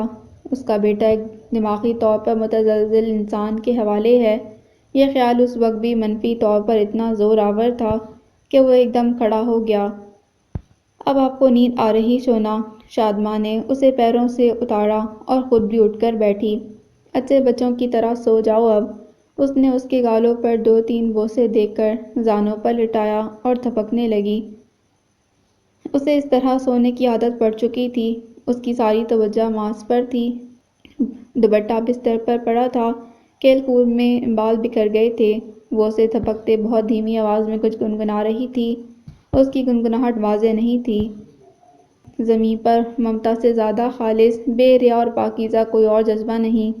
عورت جب اس احساس سے مغلوب بچے کو نہارتی ہے تو دنیا میں اس کو مات دینے والی کوئی دوسری طاقت نہیں۔ اس کے چہرے پر ایسی آسودگی پھیلی تھی جیسے وہ روح کو سکون پہنچانے والے کسی منظر کو دیکھ رہی ہو، اور یہ منظر زید کے اندر ذرا دیر پہلے پھیلی بے چینی کو زائل کر گیا۔ وہ واپس کرسی پر بیٹھ گیا۔ یہ کیا ہے؟ اس نے میز پر دھرے کاغذ کو دیکھا۔ کیوں ہے؟ کس نے لکھا ہے؟ کمرے میں دراز تک کیسے اور کب پہنچا؟ سوال ہی سوال تھے۔ کیا ابھی شادماں سے پوچھوں؟ اس نے ایک بار پھر پلنگ کی طرف دیکھا۔ کیا شادماں کی دماغی حالت ٹھیک نہیں ہے؟ وہ اسے اتنے دن سے دیکھ رہا تھا اور کوئی ایک بات، کوئی ایک لمحہ ایسا قابل گرفت نہیں تھا جو اسے شک میں مبتلا کرتا۔ لیکن یہ کوئی معمولی بات بھی نہیں تھی۔ جانے کتنی دیر وہ مختلف سوچوں میں گرا رہا۔ ماس سو گیا تھا۔ اسے جھولے میں ڈالنے کے بعد اس نے اسے یوں غائب دماغی سے پلنگ پر نگاہ جماتے ساکت اور جامد بیٹھے دیکھا تو آواز دی، زید۔ وہ چونکا۔ وہ گہری نظروں سے اسے دیکھنے لگا تو اس نے حسب عادت اپنی نظروں کا زاویہ بدل لیا۔ ہاں، یہ بات تھی۔ شادماں اس کی سمت دیکھنے اور آنکھ ملانے سے کتراتی تھی۔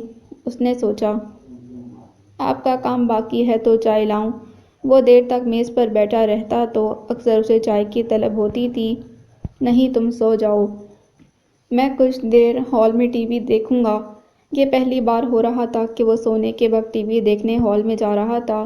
وہ سر ہلا کر بستر ٹھیک کرنے لگی۔ زید نے ایک بار پھر بڑے غور سے اس عجیب و غریب عبارت کو دیکھا، جو جانے تنبیہ تھی، اطلاع یا دھمکی، خیر خواہی یا کوئی سازش، وہ سمجھنے سے قاصر تھا۔ اس نے فتنہ نما صفحہ لفافے میں ڈال کر واپس دراز کے اندر رکھا اور کمرے سے باہر چلا گیا۔ گھر میں سب اپنے کمروں میں سو چکے تھے۔ اس نے گہری سانسیں لے کر خود کو پرسکون کیا اور خیالات کی چھانٹی شروع کی۔ یہ کب اس کے کمرے میں پہنچا؟ اس کا جواب اسے صبح ماسی دے سکتی تھی۔ دراز میں اس نے ہی چیزیں رکھی تھیں۔ دراز میں اس نے نہیں رکھا تھا، مطلب کسی اور نے رکھا۔ لکھنے والے کا مقصد ہوگا کہ وہ لفافہ دیکھ لے، اسی لیے اس نے دراز نہیں بلکہ میز پر رکھا ہوگا۔ کبھی کبھار فرش پر گری چیزیں یا کاغذات صفائی کے دوران ماسی ہی اٹھا کر میز پر رکھتی تھی۔ چھوٹی یا گم ہونے والی ایسی چیزیں تو اسے دراز میں رکھنے کی ہدایت تھی۔ ماسی کا کیا جواب ہوتا؟ اس کے بعد گھر میں کسی اور سے پوچھنے یا نہ پوچھنے والا مسئلہ تھا۔ شادی کی گہما گہمی میں کمرے اور میز تک پہنچنا عام دنوں کے مقابلے میں زیادہ آسان تھا۔ کبھی امکان تھا کہ یہ تب ہی کمرے میں رکھا گیا ہو، مطلب وہ جو بھی ہے آغاز سے ان کے درمیان غلط فہمی اور درار ڈالنا چاہتا تھا، لیکن اسے خبردار کرنے کا یہ طریقہ غیر مناسب تو تھا ہی، اس بندے کو بھی مشکوک کر رہا تھا۔ وہ خود ہی زید سے مل کر بات کر سکتا تھا اور یہ طریقہ سب سے صحیح تھا۔ اگر خود کو مخفی رکھنا تھا تب بھی اسے ایک گمنام فون کال کی جا سکتی تھی۔ کالج یا گھر کے پتے پر اس کے نام باقاعدہ خط لکھا جا سکتا تھا۔ خفیہ پیغام رسانی کا یہ راستہ سب سے پہلے اس بہی خواہ کی نیت پر سوال اٹھا رہا تھا۔ دوسرا، اس سے یہ بھی ظاہر تھا کہ وہ کوئی بھیدی ہے، جلد باز، یا اس کی وسائل محدود ہیں، یا یہ موقع ملنے پر فوری طور پر کیا گیا کام تھا۔ پہلے یہ سوچا سمجھا نہیں تھا، لیکن وہ کاپی کا صفحہ اور آسمانی لفافہ۔ صفحہ تو شاید سمیہ کے کمرے سے لیا جا سکتا تھا، لیکن ایسا سستا اور معمولی سا لفافہ اس گھر میں نہیں تھا، یعنی جو بھی تھا یہ اپنے ساتھ لے کر آیا تھا۔ کمرے میں دوسری جگہ چھوڑ کر وہ میز پر رکھ گیا تھا، یعنی وہ جانتا تھا وہ میز پر زیادہ وقت بتاتا ہے، میز کی چیزوں پر اس کا پورا دھیان ہوتا ہے، اس کے علاوہ کوئی اور میز کو ہاتھ نہیں لگاتا۔ تو کیا یہ گھر کا کوئی ملازم تھا، یا باہر کے اس انسان کے ساتھ کوئی ملازم شامل تھا، یا کسی قریبی عزیز یا رشتہ دار کا کام تھا جو سب جانتا تھا؟ اگر یہ اس نے شادی والے دن یا اسی شب دیکھا ہوتا تو تب یہ شانت اور سلجھا سا رد عمل ناممکن تھا۔ اس وقت مہمانوں اور گھر والوں کا خیال کرتے اسے خود تک ہی رکھنا، لیکن اس کا رویہ اور شادماں کے بارے میں اس کی رائے مکمل منفی نہ سہی لیکن مشکوک تو ہو ہی جانی تھی۔ ممکن تھا وہ ہنی مون کے دوران اس کا رویہ اور اس کا برتاؤ اس اطلاع کی روشنی میں دیکھتا، اور وہ سب اسے مرضی کے خلاف ہوئی شادی ناپسندیدگی مجبوری محسوس ہوتا۔ پھر معمولی اور چھوٹی موٹی باریکیوں پر غور کرتے ہوئے اسے واقعی اس کی دماغی حالت پر شبہ ہونے لگتا، اور وہ ماس کو اس سے دور رکھنے کی کوشش کرتا۔ گھر والے بھی اس بات کو محسوس کرتے، مختصراً شادی کرائسس میں آ سکتی تھی۔ ان سب میں اس کی بھلائی سے زیادہ شادماں کا نقصان تھا، اور اسی نکتے کا اس کا ذہن بھی قائل تھا۔ لیکن یہ کسی نے شادماں کو نقصان پہنچانے کے لیے کیا ہے، اور اس کی وجہ بدلہ، حسد، نفرت، انتقام، یہ ساری وجوہات سیدھا عاقب کی طرف اشارہ تھیں۔ مگر وہ اس کے گھر کبھی نہیں آیا تھا، تو کیا خاندان کا کوئی فرد اس کے ساتھ شامل تھا؟ یا یہ عاقب نہیں، خاندان میں ہی شادماں کا کوئی دشمن تھا؟ کئی گھنٹے بعد جب وہ کمرے میں آیا تو کئی فیصلے کر چکا تھا۔ اسے اس کا ذکر شادماں یا پاپا کسی سے نہیں کرنا تھا۔ وہ خود اس کی تہہ تک پہنچنا چاہتا تھا، اور اس کے کمرے میں لفافہ رکھنے والا انسان اس کا خیرخواہ نہیں بلکہ شادماں کا دشمن تھا۔ اگلے دن اس نے ماسی کو بلا کر پوچھا کہ اس کا اہم اور ضروری آسمانی لفافہ نہیں مل رہا، اس نے کہیں دیکھا کیا؟ وہ گھبرا ہی گئی۔ بھیا، ہم تو سب اٹھا کر میز پر ہی دھر دیتے ہیں، وہ بھی دراز میں ڈال دیا تھا۔ اچھا، کب کی بات ہے؟ ایک تو ابھی بابا کی برتھ ڈے والے دن دیکھا تھا۔ یہاں اس نے میز کے کنارے رکھی کتاب کی سمت اشارہ کیا، اور زید چونکا۔ مطلب ایک اور بھی تھا، اور ایک ٹیبل کے نیچے سے اٹھا کر رکھا تھا، شاید آپ کی شادی کے دوسرے دن۔ ہاں، اگلے دن کی ہی بات ہے۔ ہم نے سوچا تھا ہم سب جگہ سے کچرا نکالنے والے نہ ہوتے، اور ہماری تیز نظر ٹیبل کے نیچے نہ جاتی تو بیچاری نئی دلہن کو ڈانٹ پڑ جاتی۔ مطلب وہ یہیں ہیں، یہی کنفرم کرنا تھا۔ میں ڈھونڈ لوں گا اب۔ وہ سر ہلاتی واپس چلی گئی، اور زید ایک ایک کتاب ہٹا کر ان کے پنوں کے بیچ دوسرا آسمانی لفافہ ڈھونڈنے لگا۔ کچھ دیر کی تلاش کے بعد وہ دو کتابوں کے درمیان مل گیا، جنہیں اس نے بہت دن سے ہاتھ نہیں لگایا تھا۔ ویسا ہی اردو میں لکھا اس کا نام، اور اندر کاپی کا صفحہ، شادماں کی معصومیت سے دھوکہ نہ کھانا، ورنہ وہ بھروسے کے لائق نہیں۔ پہلے شاید ایک باپ مخاطب تھا، اور اولاد کے لیے اس کی احتیاط اور فکر کو نشانہ بنایا تھا۔ اس کی کوشش ناکام رہی۔ اس کے بعد ایک شوہر کی غیرت کو للکارا گیا، اور شادماں کا کردار نشانے پر تھا۔ اس کا مطلب ماس کی سالگرہ میں جو افراد موجود تھے، یہ ان میں سے کوئی ہے۔ اس نے لفافہ دراز میں ڈال کر سوچا۔ اب وہ اس دن موجود ایک ایک فرد کی ذہنی فہرست بنا رہا تھا۔ اس کے بعد اس نے ممکنہ مجرم فہرست سے الگ کیے۔ شادماں کی پھپھو کا بیٹا ذیشان، جو اوبر چلاتا تھا، اس کی امی اور دادی ہمیشہ اس کے ساتھ آتی جاتی تھیں۔ چونکہ وہ گھر کا فرد تھا، تو وہ بھی سب کے ساتھ اتنا وقت گھر میں ہی رہتا تھا۔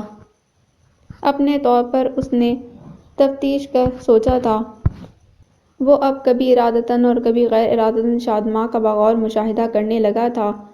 وہ اس دوران اسے احساس ہوا کہ شادماں نہ صرف اسے اچھی لگتی ہے، بلکہ وہ اسے محبت بھی کرنے لگا ہے۔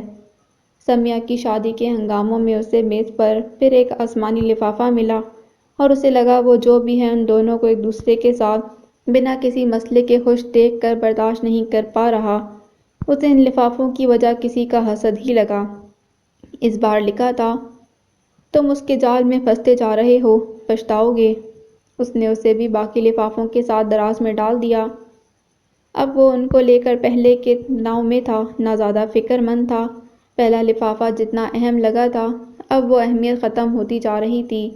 شادی کے دوران وہ اپنی تیار کردہ فہرست لوگوں پر نظر رکھے ہوئے تھا۔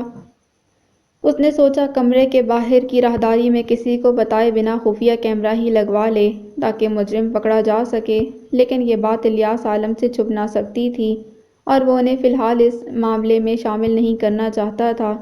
شادماں نے اس کی لائی سرخ ساڑی بھی سنبھالی، اور ماس کو بھی سنبھالا تھا۔ شادی میں موسم سرما کی آمد کے آثار تھے، اور نسرین کی ہدایت پر وہ الماری سے ماس اور زید کے سرد کپڑے نکال رہی تھی۔ چیزیں ادھر ادھر کرتے اس کے ہاتھ پھرا، اور اس کی شادی کا البم لگ گیا۔ زید نے اپنا کام سمیٹ کر لیپ ٹاپ بند کر کے ایک طرف رکھا، اور اسے دیکھا۔ وہ الماری کے پٹ کھولے فرش پر بیٹھی تھی۔ وہ اٹھ کر اس کے پاس آیا، اور کھڑے کھڑے ہی جھانک کر اس کی محفیت کا مرکز دیکھا۔ یہ کہاں سے ملا تمہیں؟ وہ البم دیکھ کر چونکا۔ اس سے قبل نسرین اس کے کمرے سے اس قسم کی پوری چیزیں لے گئی تھی۔ اس نے سر اٹھایا۔ وہ اس قدر گم تھی کہ اس کا سوال فوراً نہ سمجھ سکی۔ یہیں تھا۔ اس نے نچلی دراز کی طرف اشارہ کیا۔ میں نے اب غور کیا، فرا غیر معمولی حسن رکھتی تھی، اور ماس کی مسکراہٹ بالکل اس جیسی ہے۔ اچھا، میں نے کبھی غور نہیں کیا۔ اسے ماس اور فرا کی مماثل تبسم پر حیرت ہوئی۔ لاؤ اسے ایسی جگہ رکھ دوں کہ پھر نہیں ملے۔ اس نے ہاتھ بڑھایا۔ کیوں؟ اس نے حیرت سے کہا۔ ہم دونوں تو روز یہ تصویریں دیکھنا نہیں چاہتے، پھر کیوں ایسی جگہ رکھیں کہ بار بار نظر آتا رہے؟ آپ کا دل نہیں کرتا کبھی دیکھنے کا؟ وہ اب ان تصویروں کو ہی دیکھ رہی تھی۔ نہیں، یہ سچ تھا۔ اس کے دل میں فرح کے لیے ہوک اٹھتی تھی، نہ دل دیکھنے کے لیے تڑپتا تھا۔ اس نے تعجب سے پل بھر کے لیے اسے دیکھا اور سابقہ جگہ نظر ٹکا دی۔ وہ بھی کم صورت یا بدصورت نہیں تھی، لیکن فرح میں کچھ خاص تھا۔ اتنی پیاری فرح کی یاد نہیں آتی آپ کو؟ تو پھر بھی؟ شدید حیرانی میں الفاظ پھسلے تھے اور بولتے ہی گم ہو گئے۔ یاد کا تعلق حسن سے نہیں دل سے ہوتا ہے۔ اس نے سینے پر ہاتھ رکھا۔ جو یہاں نقش نہیں ہوتا وہ کبھی یاد نہیں رہتا۔ ہمیں اتنا وقت ہی نہیں ملا کہ دلوں کا ملاپ قائم ہو پاتا۔ اس نے سنجیدگی سے کہا۔ امی کو شاید مووی ہی یاد تھی، البم کا نہیں خیال آیا۔ لاؤ کہیں رکھ دوں؟ نہیں۔ اس نے البم دراز میں ڈالا اور بند کر کے کھڑی ہو گئی۔ ہمیں نہ صحیح مگر ماس کو تو یہ صورت یاد ہونا چاہیے۔ ہمیں اسے اس سے تعارف کرانا ہوگا۔ ابھی نہیں، بعد میں، صحیح وقت پر۔ اسی لیے میرے پاس رہنے دیں۔ وہ جانے لگی تھی کہ زید نے سامنے آ کر راستہ روکا۔ اسے اس لمحے شادماں پر بڑا پیار آیا تھا اور اس نے عملی اظہار ضروری سمجھا۔ ایسے بے ساختہ اور سچے لمحے میری زندگی میں پہلے نہیں آئے تھے جو دلوں کو جوڑتے۔ اس نے سرخ اور گڑبڑائی سی شادماں سے کہا جس کا دل اس بات کی صداقت کی گواہی دے رہا تھا۔ ایک دن اچانک اسے فرح کی امی کا فون آیا کہ وہ ماس کو دیکھنا اور اس سے ملنا چاہتی ہیں۔ اس نے کہہ دیا وہ جب چاہیں آ کر اس سے مل سکتی ہیں۔ جب یہی بات گھر میں کہی تو الیاس عالم اور شادماں کے علاوہ کسی کو پسند نہیں آئی۔ سب سے زیادہ غصہ نسرین کا تھا۔ اب کیسے یاد آ گئی؟ اچھا ہے، یہ جب مرضی ہوگی منہ موڑ لیں گے اور جب موڈ بن گیا آ دھمکیں گے۔ وہ ان کا نواسہ ہے، ہم انہیں روک نہیں سکتے۔ الیاس عالم نے انہیں ٹھنڈا کرنا چاہا۔ پیدا ہوا جب سے نواسہ ہی ہے، کیسے دھتکار دیا تھا، بھول گئے ہیں آپ؟ بیگم، اس وقت ان کا غم تازہ تھا، بیٹی کی وفات کا صدمہ ہی اتنا شدید تھا۔ مجھے یہ ٹھیک نہیں لگ رہا، بس ملنے دیں چاچی، شادمان نے کہا۔ وہ تنہا ہیں، اولاد بھی کوئی نہیں، ایک ماض ہی ہے ان کے لیے۔ اور پھر جذبات اور حالات ہمیشہ ایک سے تو نہیں رہتے۔ لو، ایک اور طرفدار۔ انہوں نے سر تھام لیا۔ انہیں آنے دو، ملنے دو، بس تم کچھ نہ کہنا۔ ان کا رویہ دیکھ کر آگے کیا کرنا ہے طے کریں گے۔ الیاس عالم نے انہیں مشورہ اور تسلی دی۔ اگلے دن شام میں زید کی موجودگی میں فرح کی امی بنا پیشگی لا کے چلی آئیں۔ اس وقت ان تینوں کے علاوہ صرف دادو گھر میں تھیں۔ وہ ابھی مسلح ہوا کیلا اپنے ہاتھوں سے کھا کر فارغ ہوا تھا اور اب اپنی واکر میں ادھر ادھر گھوم رہا تھا۔ کھانے کی کوشش میں کیلا منہ میں تو کم ہی گیا، زیادہ ہاتھ چہرے اور کپڑوں پر لگا تھا۔ شادماں باورچی خانے میں تھی، وہاں سے فارغ ہو کر اسے سیدھا غسل خانے نہانے لے جانا تھا۔ انہیں ماس کو دیکھ کر ہی رونا آ گیا۔ کس حال میں تھا ان کی لاڈلی کا شہزادہ؟ انہوں نے اسے واکر سے نکال کر گلے لگایا، ٹشو سے اس کا منہ صاف کیا۔ اجنبی چہرہ اور گود ماس کو بے آرام کرتے تھے۔ اس وقت بھی اس نے بسوڑنا شروع کر دیا۔ وہ اس طرح اس سے بھیجے تھیں کہ دادو اور زید کو اسے ان کی گود سے لینا مناسب نہیں لگا۔ رہائی نہ پا کر ماس نے رونا شروع کیا۔ آ گئی مما، اس کی آواز سن کر شادماں اندر سے کہتے ہال میں آئی اور ٹھٹک کر رک گئی۔ فرح کی امی آواز پر پیچھے پلٹیں۔ اس کا حلیہ نفیس تھا، استری شدہ نیا سا گلابی لباس، سلیقے سے جمے اور چٹیا میں گندے بال، شفاف چہرہ، آنکھوں میں کاجل اور ہاتھ میں کنگن۔ انہیں دیکھ کر اس کا دلکش تبسم دم توڑ گیا۔ ان کے دل پر گھونسا پڑا۔ پل بھر کو نے لگا وہاں فرح کھڑی ہے، لیکن اگلے پل حقیقت ان کے اندر تلخی بھر گئی۔ شادماں نے انہیں سلام کیا اور آگے آ کر ماس کو ان کی گود سے لیا۔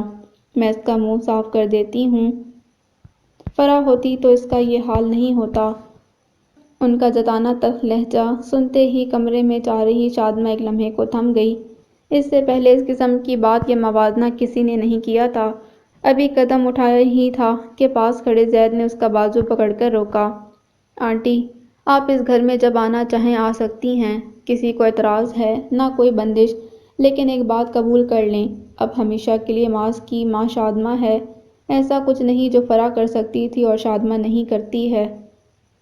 بے اختیار امڑے آنسو شادمہ کو حیران کر گئے، اسے دونوں باتوں کا اندازہ نہیں تھا کہ معاذ اور اس کے رشتے پر اٹھی انگلی اسے اس قدر دکھ دے گی، اور ان کے رشتے کا اعتراض اور اقرار اس قدر دل گداز کرے گا۔ زید نے بات مکمل کر کے اسے دیکھا، اس کے آنسو گر رہے تھے۔ اس نے آہستہ سے اس کا بازو آزاد کیا۔ شادمہ نے اس سے نظر ہٹائی اور آگے بڑھ گئی۔ فرح کی امی نے آنسو صاف کیے، انہیں خود اپنی کیفیت سمجھ میں نہ آ رہی تھی۔ آپ بیٹھیں تو، دادوں نے ماحول کا بھاری پن دور کرنے کے لیے ان سے کہا۔ وہ معاذ کو تیار کر کے باہر آئی، تب تک نسرین اور الیاس عالم بھی آ گئے تھے۔ ماحول میں تناؤ تھا جو الیاس عالم اور زید ہلکا کرنے کی کوشش کر رہے تھے۔ فرح کے والد نہیں آئے تھے، اس بات پر نسرین اور چراغ پا تھیں۔ وہ جانے لگیں تو زید اور الیاس عالم انہیں گیٹ تک چھوڑنے گئے۔ نسرین ان کی ان حرکتوں پر بل کھا رہی تھیں۔ ان کے جاتے ہی دادی، خالدہ اور بھابھی ذیشان کے ساتھ آ گئیں۔ پھر بڑی دیر تک ان کی شکل قلبی اور اب استحقاق جتانے والا غلط رویہ موضوع بحث رہا۔ خالدہ اس معاملے میں نسرین کی ہم خیال تھیں، چپ چاپ سب کی سنتی رہی۔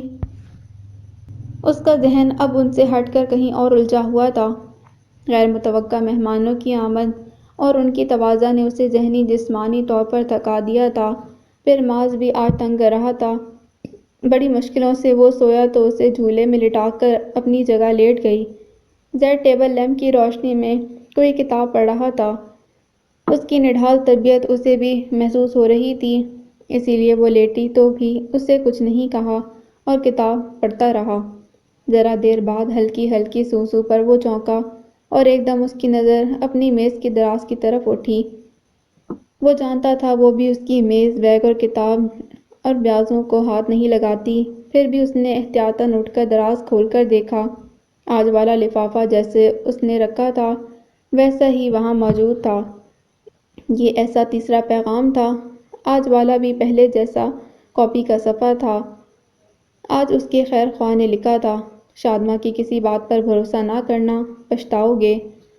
وہ بنا آواز کیے دروازہ بند کر کے واپس پلنگ پر آیا تو شادمہ کی اداسی کی وجہ فرح کی امی تھیں۔ اسے ذرا تسلی ہوئی۔ وہ تقریباً پلنگ کے وسط میں اس کی طرف پیٹھ کر کے کروٹ پر لیٹی تھی۔ اس نے ٹیبل لیمپ بجھایا اور اپنی جگہ لیٹنے کی بجائے دوسری طرف اس کے سامنے اس کی سمت چہرہ کر کے لیٹ گیا۔ اندھیرا تھا، پھر بھی شادمہ نے آنکھیں موند کر خود کو سوتا ثابت کرنا چاہا اور زید نے ہاتھ بڑھا کر اسے قریب کیا۔ پاپا، آپ کے وقت دینے کے مشورے پر پتہ نہیں کب تک عمل اور صبر کر سکوں گا۔ اس نے دل میں انہیں مخاطب کیا۔ وہ جو چوری چوری رو رہی تھی، چہرہ چھپتے ہی کھل کر رونے لگی۔ زید نے تسلی کرنے سے خود کو روکا، بس اس کا ہاتھ اس کی پشت تھپک رہا تھا۔ ذرا دیر میں ہی وہ سو گئی تھی۔ پاپا، اٹس ورکس، اس نے مسکراتے ہوئے ایک بار پھر تصور میں باپ سے کہا۔ وہ میز پر زید کی چیزوں کو بالکل ہاتھ نہیں لگاتی تھی۔ دوپہر میں وہ کمرے میں آ رہی تھی تو الیاس عالم نے اسے اسٹیپلر دیا کہ یہ دھیان سے زید کی میز کی دراز میں رکھ دو، ورنہ یہاں وہاں ہو جائے گا۔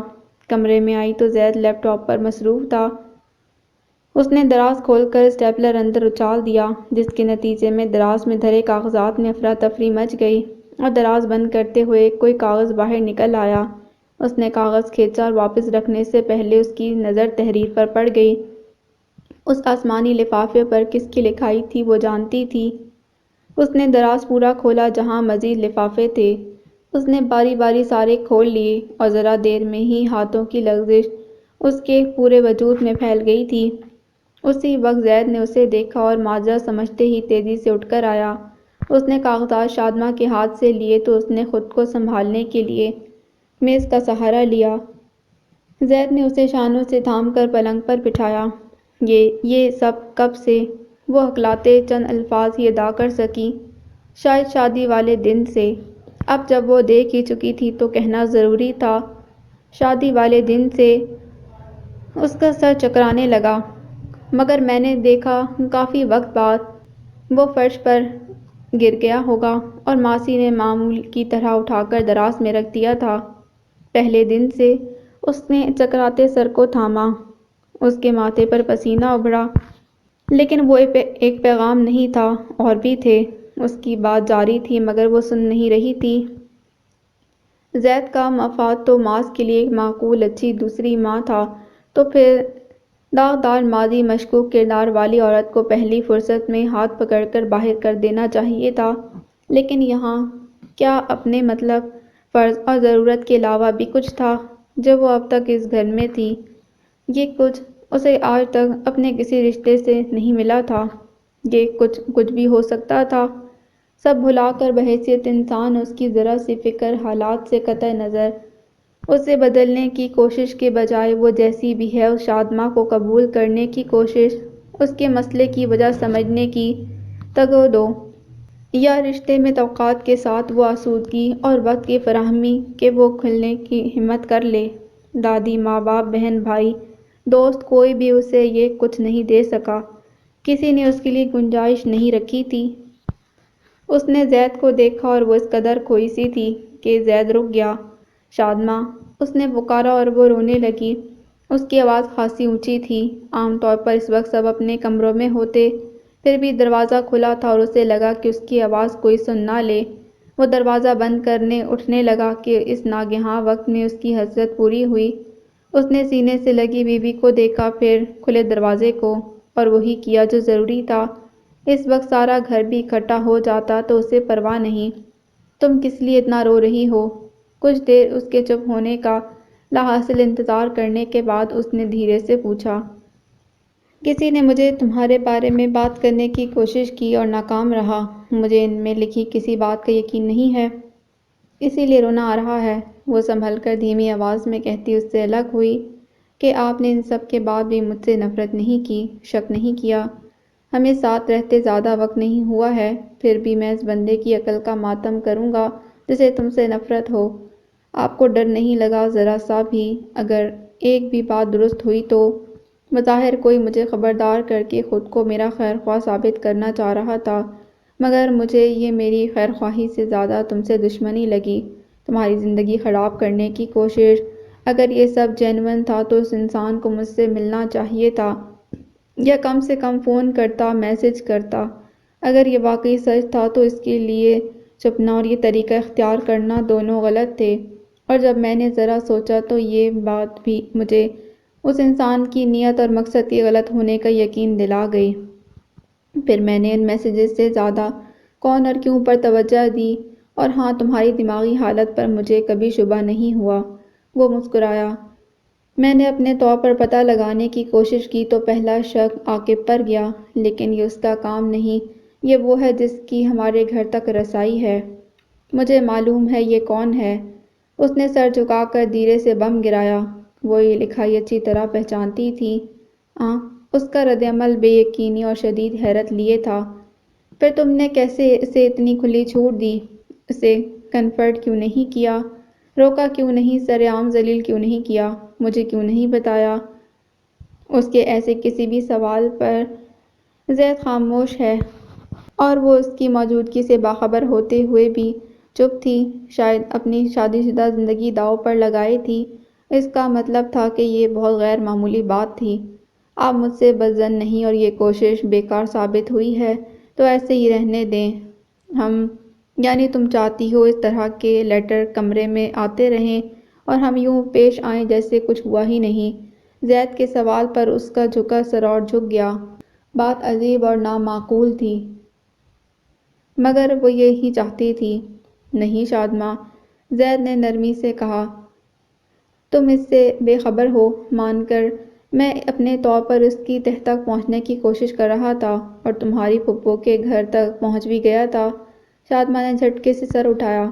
لیکن اصل کلپریٹ ذیشان نہیں ہے، تم جانتی ہو۔ مجھے بتاؤ، تم مجرم کو بچانا اور چھپانا چاہتی ہو۔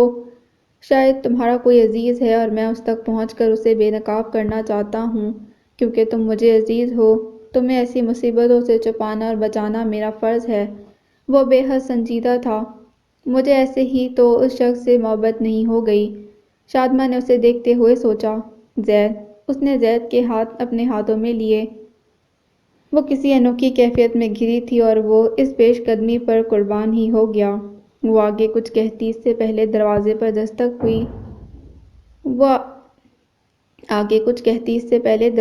دستک ہوئی۔ زید کا دل کیا زور سے چیخے، چلے جاؤ، اور ادھر وہ اس کے ہاتھ چھوڑ کر کھڑی ہو گئی۔ کون؟ آ جائیں۔ نسرین اندر داخل ہوئیں۔ ان کے ہاتھ میں شادماں کا فون تھا۔ یہ تم چھوڑ آئی تھیں؟ بھابی ہیں۔ انہوں نے فون اس کی سمت بڑھایا۔ اس کے بات کرنے تک وہ وہیں رکی رہیں۔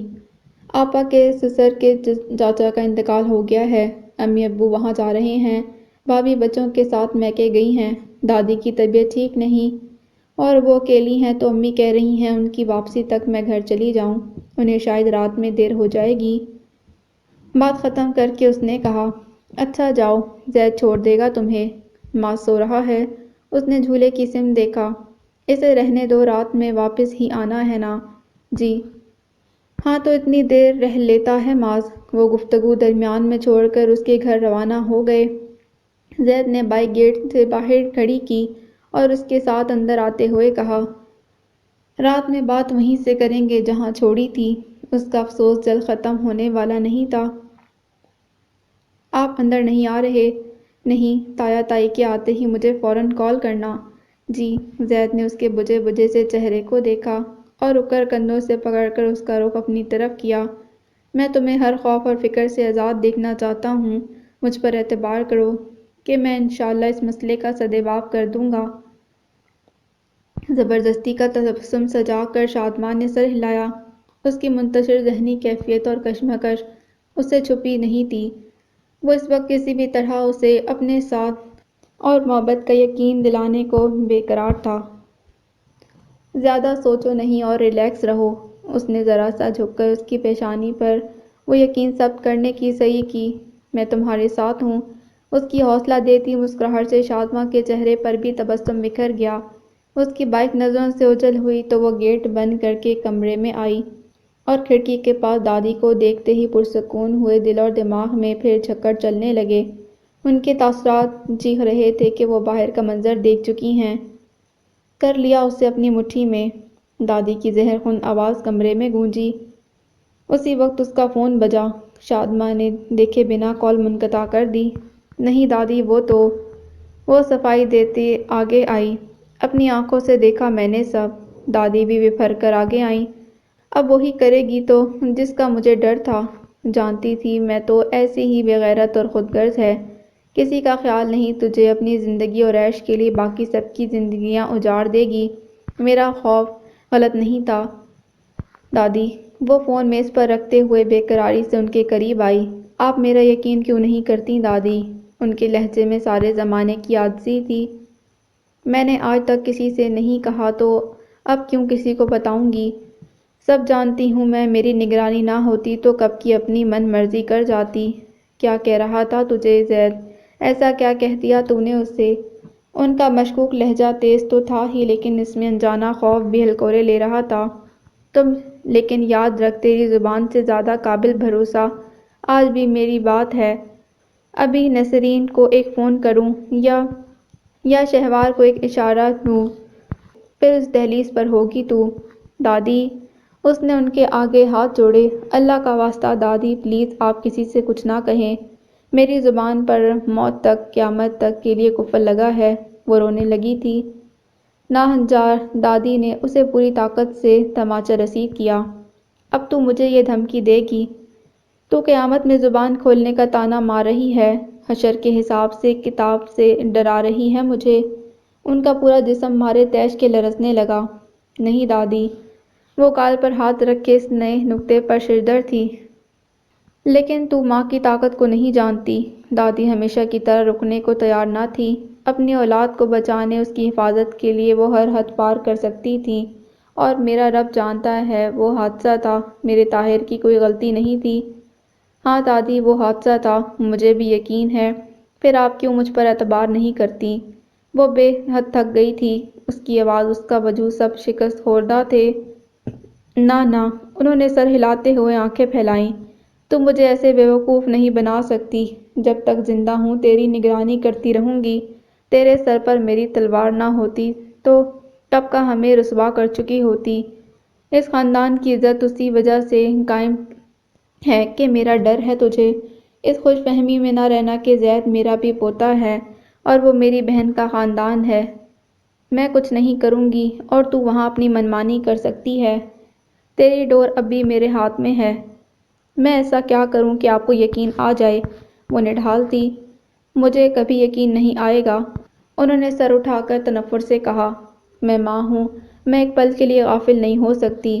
ماں کی محبت اور فرض کا یہ کون سا روپ تھا جس نے اس کی زندگی میں سکون چھین لیا تھا؟ تو مجھے بھی ایک زور کا تھپڑ مارے ابو کی طرح کہ میرا بھی سر دیوار سے لگے اور میں شاداب کی طرح مر جاؤں۔ اب یہی ایک حل بچا ہے۔ تو یہ دادی کے منہ سے جھاگ اڑنے لگا۔ مارے غصے اور تعجب کے ان کی زبان لڑکھڑانے لگی۔ وہ بول ہی نہ سکیں تو دونوں ہاتھوں سے اسے مارنے لگیں۔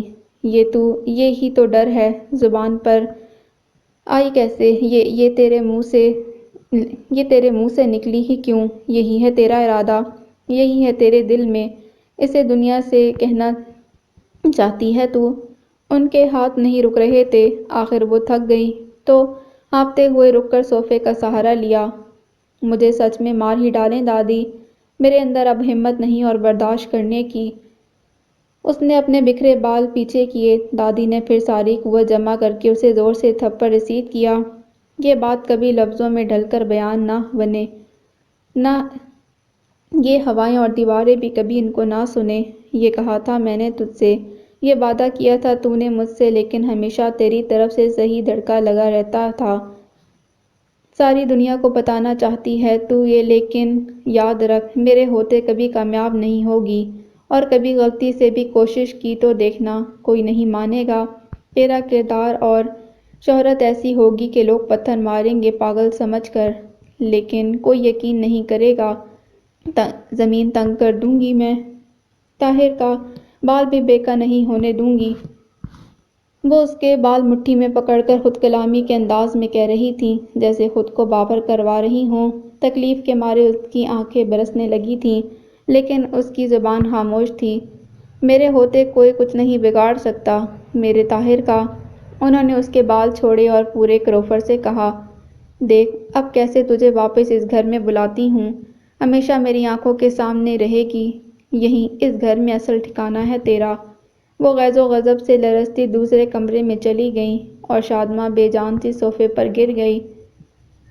اس کی مسافت کا کسی کو اندازہ نہیں تھا۔ وہ بچپن سے دادی کے واہموں سے بھاگ رہی تھی۔ قدم مسلسل سفر میں تھے، اصل سفر جس کی سمت متعین تھی، نامنزل تھی۔ دادی نے تمام عمر کے لیے یہ خاردار اور سنسان راستہ اس کا مقدر کر دیا تھا۔ وہ 8 سال کی عمر سے دادی کے ہاتھ کی کٹ پتلی تھی، ایسی جیتی جاگتی کٹ پتلی جس کی وہ جب چاہتی سانسیں روک لیتی تھیں، جہاں چاہتی اسے گرا دیتی، پٹخ دیتی تھیں۔ اس کے دل میں اتری محبت کی چاندنی اور سکون کی کرنوں کی عمر بڑی مختصر تھی۔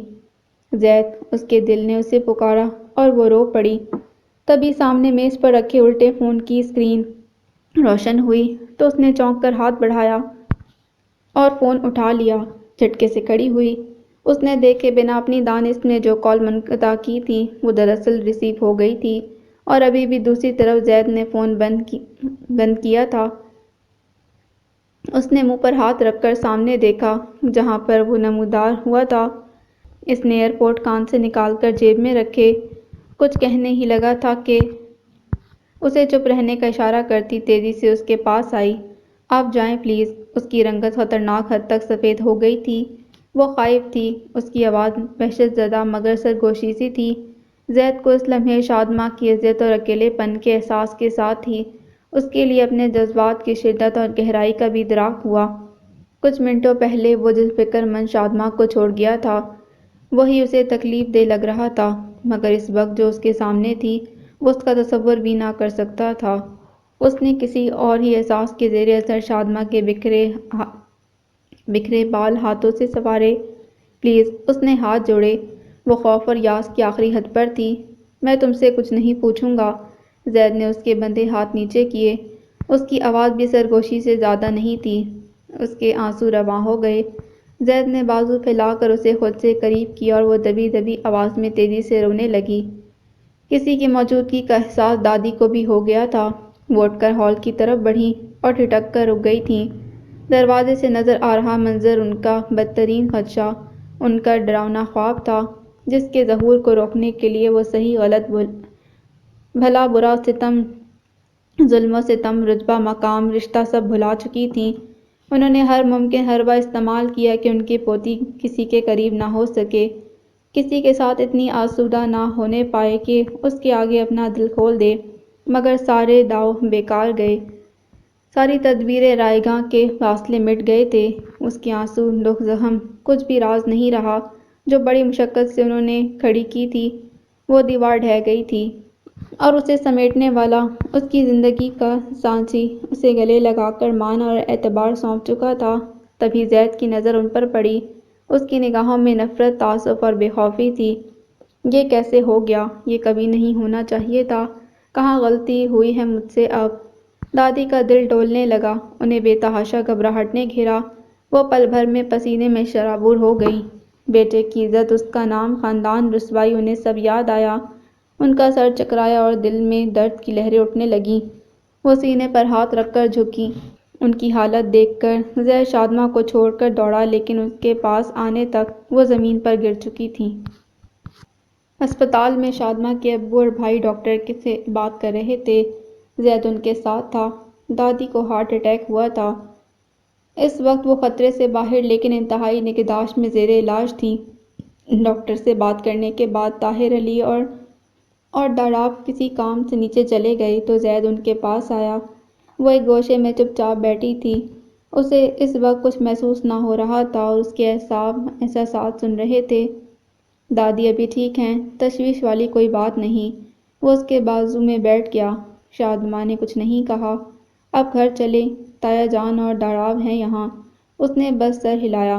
تبھی نرس باہر آئی اور کہا، مریض سے ملنا ہے تو کوئی ایک بندہ مل سکتا ہے؟ جی۔ وہ کھڑا ہو گیا۔ نہیں زید۔ اس نے گھبرا کر زید کا ہاتھ پکڑ کر روکا۔ اس وقت میں انہیں یقین دلا دیں کہ میں کسی سے کچھ نہیں کہوں تو پھر وہ پرسکون ہوں گی۔ وہ کسی پر یقین نہیں کرتی۔ وہ پھر رونے کو تھی۔ مجھے کوشش تو کرنے دو۔ ان کے ٹھیک ہونے اور سنبھلنے کے لیے انہیں مطمئن کرنا ضروری ہے۔ وہ اسے تسلی دے کر اندر چلا گیا۔ مشینوں میں جکڑی دادی کچھ بولنے کے قابل نہیں تھی۔ انہیں اس وقت وہاں اس کے آنے کی امید نہ تھی۔ اس نے دیر نہیں کی اور جھک کر ان کے کان کے قریب ہوا۔ آپ وعدہ کریں کہ اب اس بات کو لے کر شادماں کو ایک لفظ نہیں کہیں گی تو مجھے اپنے بیٹے کی قسم ہم تینوں اور تایا جان کے بعد کسی پانچویں کو میری طرف سے اس بات کی خبر نہیں ہوگی، نہ شادماں کسی سے کچھ کہے گی۔ وہ مضبوط لیکن نرم لہجے میں بول رہا تھا۔ مجھے شادماں کے علاوہ کسی اور چیز کی پرواہ نہیں ہے۔ دادی نے آنکھیں موند کر گویا وعدہ کیا، برسوں پرانے حادثات کو بھول جائیں اور جلد صحت یاب ہو کر گھر لوٹیں۔ اس نے ان کے جھریوں زدہ چہرے پر ہاتھ رکھتے ہوئے کہا۔ گھر واپس ہوئے تو سب اس کی صورت اور حلیے کو دادی کی اچانک بیماری کا اثر سمجھ رہے تھے۔ رات کے کھانے اور ماس کو سلانے کے بعد وہ خود زید کے پاس آئی۔ وہ میز کے قریب آ کر رکی تو زید نے جو کچھ لکھا تھا وہ رک گیا۔ مجھے آپ سے سب کہنا ہے۔ تم خود پر جبر نہ کرو، میرا جاننا ضروری نہیں۔ بس میں اب خود پر جبر نہیں کرنا چاہتی، اسی لیے کہنا ضروری ہے۔ وہ پہلی بار بلا جھجک پورے اعتماد سے اس کی آنکھوں میں دیکھ رہی تھی۔ اوکے۔ وہ کرسی چھوڑ کر کھڑا ہو گیا۔ طاہر علی اپنے والدین کی اکلوتی اولاد نرینہ تھے جو زندہ تھی۔ ان سے قبل دادی کے 3 بیٹے چند دن ہی زندہ رہ پائے تھے، اس لیے تینوں بہنوں کے بعد پیدا ہوئے طاہر علی کی پرورش بڑے ناز و نام میں ہوئی تھی۔ ماں باپ نے انہیں ہتھیلی کا چھالا بنا کر پالا تھا۔ وہ کم گو تھے اور مزاج میں ملنساری نہ تھی۔ غصے کے تیز تھے۔ ان کا غصہ سارے خاندان میں مشہور تھا۔ ان کی موجودگی میں بیوی بچے سہمے سے رہتے، سب سے ضرورتاً اتنی بات کرتے اور اپنا گوشہ پکڑے کسی نہ کسی کام میں خود کو مصروف رکھتے تھے۔ جتنا وقت وہ گھر سے باہر رہتے، وہی سب کے لیے کھل کر سانس لینے کا وقت ہوتا۔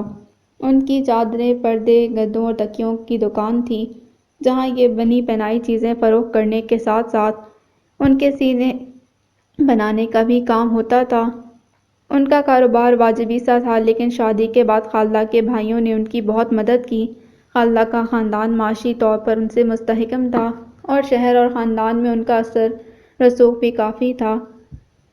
ایک لحاظ سے ان کے بہت احسانات تھے طاہر علی کے خاندان پر۔ شادماں اور شاداب جڑواں تھے، ان سے بڑی افشاں اور ان میں 9 سال کا فرق تھا۔ افشاں سے بڑا داراب۔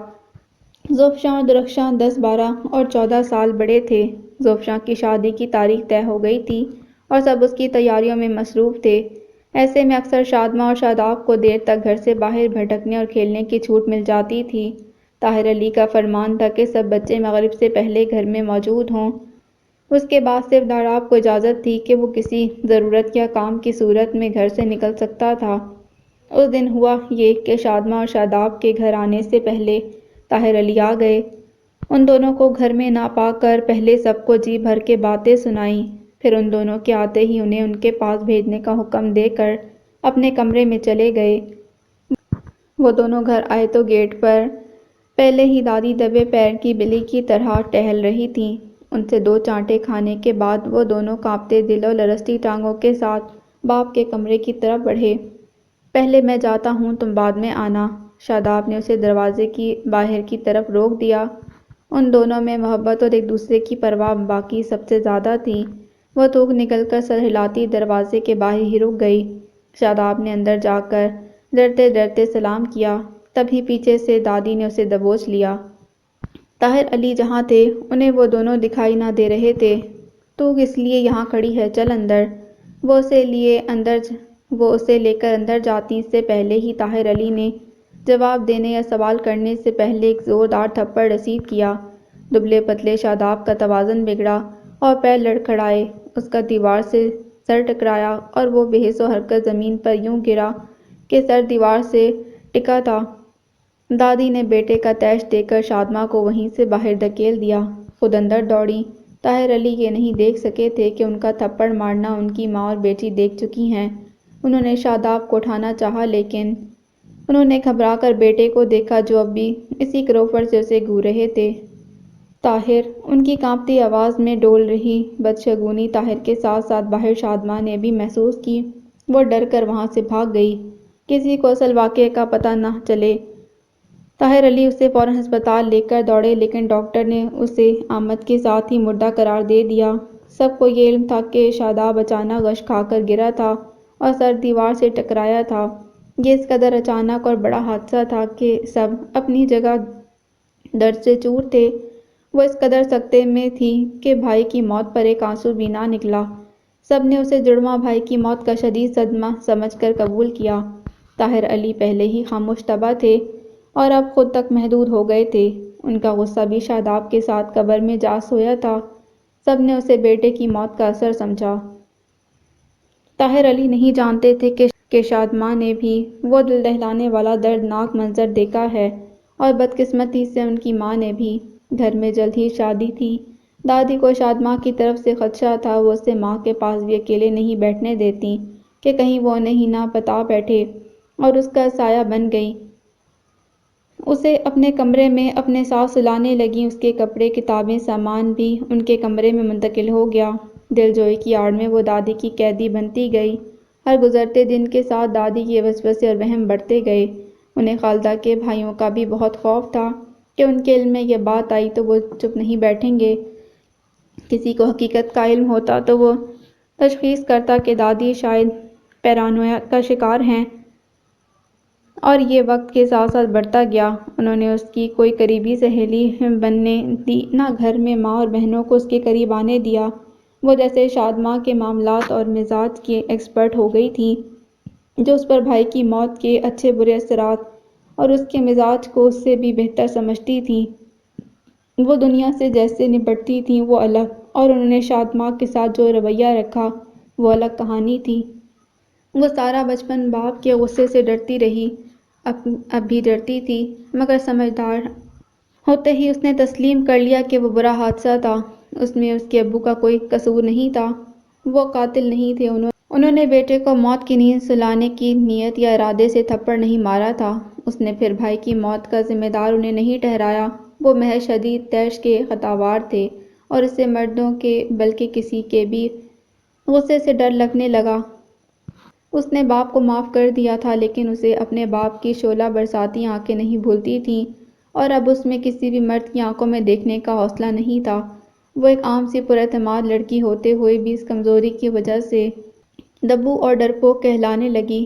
اسے ابا پر ترس بھی آتا تھا جو اس حادثے کے بعد سے بھی بدل گئے تھے، لیکن ایک غسیلے مرد کا خوف اس کے اندر گہرائی میں جا بیٹھا۔ دادی کو اس پر یقین تھا نہ کسی اور پر۔ وہ یہ سچائی دنیا سے ہر حال میں چھپانا چاہتی تھیں۔ اس کا ماتھا اس وقت ٹھنکا جب اس کے لیے رشتہ آنا شروع ہوا اور اس نے مختلف موقعوں پر دادی کو پھپھو، خالہ اور ممانیوں کے ساتھ اس بارے میں بات کرتے سنا۔ وہ بظاہر اس کے لیے فکر اور تشویش کا اظہار ہوتا تھا، لیکن وہ اچھی طرح سمجھ رہی تھی کہ دادی اسے معطل مزاج، ذہنی اضطراب کا شکار اور قنوعیت پسند ثابت کرنے پر تلی تھیں، جو اپنے بھائی کی موت کے صدمے سے اب تک باہر نہیں نکل سکی۔ اس نے اس وقت پر امید نظریں ماں کی طرف کی، لیکن وہ اس کی طرف متوجہ ہونے، اسے سمجھنے، دادی کی بات جانچنے کے بجائے یہ سب سن کر اور اسے سچ مان کر اور فکر مند ہوتی گئیں۔ افشاں زوفشاں درخشاں اپنے گھروں میں تھیں۔ دوراب کے لیے بھی لڑکیاں دیکھی جا رہی تھیں اور اب امی کا مقصد تھا کہ کسی طرح دوراب کے ساتھ اس کی بھی شادی کر دی جائے۔ اس کے لیے پریشان تھی، ہر وقت اس کے مستقبل کے لیے سوچتی رہتی تھیں، مگر اس کے اندر کبھی نہیں جھانکا۔ وہ اسے دنیا داری سمجھاتی اور سکھاتی رہیں۔ ان کا مسمع نظر اس کی شادی تھا، جس کے بعد سارے مسائل خود بخود حل ہو جانے تھے۔ کئی بار کی نمائش، امی کے وظیفوں اور سارے خاندان کی کوششوں کے بعد بالآخر اس کا رشتہ بھی طے ہو گیا۔ اس کے ساتھ کی دادی کے وہم بھی خطرناک حد تک سو گئے تھے۔ اسے مسلسل دھلکارتی رہیں۔ دوسری طرف امی اور بہنیں اسے سسرال اور شوہر کے ساتھ نباہ کرنے کے گر بتاتی رہیں۔ وہ جو شادی شدہ زندگی کا سوچ کر کبھی گھبرائی نہیں تھی، اب ڈرنے لگی تھی۔ دوراب اور اس کی عمروں میں فرق تھا۔ بڑے تینوں آپس میں ایک دوسرے سے بے تکلف تھے، لیکن اس کے ساتھ ان کا برتاؤ ایسا نہیں تھا۔ دوراب کا اس پر رعب بھی تھا اور وہ شاداب کی جگہ نہیں لے پایا تھا۔ شادی کے بعد وہ گھر کے مرد حضرات یعنی سسر، جیٹھ اور دیور کی موجودگی میں نظریں اور سر جھکائے رکھتی۔ اس کے گھر کی نسبت یہاں مرد زیادہ تھے اور سسر اور دیور تو تقریباً سارا وقت گھر میں ہی رہتے۔ باپ کے غصے اور سرخ آنکھوں نے اسے اس قدر بزدل کر دیا، اس سے پہلے اسے بھی اندازہ نہیں تھا۔ سب کو اس کی ادا پہلے پہل بڑی بھائی، لیکن یہی انداز عاقب کو آگ بگولا کرنے لگے۔ اپنی ساری کوششوں کے باوجود وہ عاقب کو خوش نہ کر سکی۔ عاقب نے پیار سے، غصے سے، ہر طرح سے اسے بدلنے کی کوشش کی۔ اس نے بھی چاہا کہ وہ اعتماد سے اس کی آنکھوں میں دیکھے، لیکن پل بھر میں ہی اسے وہ آنکھیں طاہر علی کی سرخ آنکھیں لگنے لگتیں اور ساتھ وہ منظر سامنے لہرا جاتا جو حالت غیر ہونے لگتی۔ اس کا یہ گریز اور کیفیت عاقب کو مشکوک کرنے لگی۔ وہ اس کی نگرانی کرنے لگا۔ کسی کا فون تھا؟ اس نے کتنی دیر بعد کس کا فون تھا؟ اس نے کتنی دیر بات کی؟ کتنی دیر فون لے کر بیٹھی رہی؟ کتنی دفعہ میکے گئی؟ وہاں کون کون آیا؟ اور بھی بہت کچھ۔ وہ اسے صفائی دینے کی کوشش کرتی یا سمجھانا چاہتی کہ اسے غلط فہمی ہوئی ہے، تو وہ اور بھڑک جاتا۔ شادماں غصے سے بچنا چاہتی تھی اور عاقب کو اب اس کی ہر بات پر غصہ آنے لگا۔ جب وہی خوش نہیں تھا تو اس کے گھر والوں کا رویہ بھی اس سے سرد اور سخت ہوتا گیا۔ وہ میکے میں اس کے متعلق کسی سے بات کرنے کی کوشش کرتی تو اسے سنے بنا ہی اسے کیا کرنا چاہیے اس عنوان پر ایک لمبی تقریر سننے کو ملتی۔ مسئلہ کیا ہے کسی نے یہ جاننے کی کوشش نہیں کی۔ سب کو لگتا تھا شادماں کے مزاج کی وجہ سے عاقب کو شکایت ہے اور وہ شوہر کے لیے خود کو بدلنے کے لیے تیار نہیں۔ وہ سب اسے اچھا پہننے اوڑھنے، شوہر کے لیے سجنے سنورنے، اس کی خواہشوں کا بنا بولے پورا کرنے، شوہر کے ساتھ ہنسی مذاق کرنے اور اس کی شوخیوں کا جواب شوخیوں سے دینے کی تلقین کرتے رہتے۔ اتنی باتوں کے درمیان وہ کچھ سمجھ پاتی یا فیصلہ کر کے اپنی شادی بچانے کے لیے کوئی لائے عمل ترتیب دے پاتی۔ اس سے پہلے ہی یہ قصہ ختم ہو گیا۔ بیوی بہو دل سے اتر جائے یا دل میں جگہ ہی نہ بنا پائے تو اس سے چھٹکارے کے 100 بہانے ہیں۔ دور دور تک خاندان میں کسی کی طلاق نہ ہوئی تھی۔ اس لیے سب کا رد عمل، چاہے وہ حیرت، غصہ، افسوس یا دکھ، جو بھی تھا شدید تھا۔ سسرال میں یہ مشہور تھا کہ عاقب نے شک کی بنیاد پر اسے چھوڑا ہے۔ کوئی مطمئن تھا تو وہ دادی تھیں۔ بھابھی ویسے ہی آرام طلب تھی، اس نے انہیں بستر پر ہی بٹھا دیا۔ خود کو مصروف رکھنے کے علاوہ اس کے پاس اور کوئی راستہ نہیں تھا۔ طلاق کے بعد وہ خاموش اور تنہائی پسند ہو گئی تھی۔ پھر سب لوگ عاقب کا شک مختلف طریقے سے ایک دوسرے سے کہنے لگے، جو اس کے کانوں تک بھی پہنچا تھا۔ جتنے موتنی افواہیں، شکوک اور مفروضے تھے۔ بہنوں کو بھی اس کی فکر تھی اور وہ اسے سمجھاتی کہ اس طرح وہ بھائی بھابھی کی غلامی نہ کرے، اپنے باپ کے گھر میں ٹھاٹھ سے رہے۔ خالدہ بھی اسے وظائف پڑھنے کے لیے دیتی۔ ان کا مقصد ایک بار پھر اس کی شادی ہو گیا تھا۔ سب اسے بدلنا چاہتے تھے، اس کا مزاج، اس کی عادتیں، اس کا رویہ، جو گھر والوں کی نظر میں طلاق کی وجہ تھا۔ وہ چاہتے تھے وہ سب بدل ڈالے، ان کے مطابق معاشرے میں کامیاب زندگی سب کچھ کروا سکتی ہے۔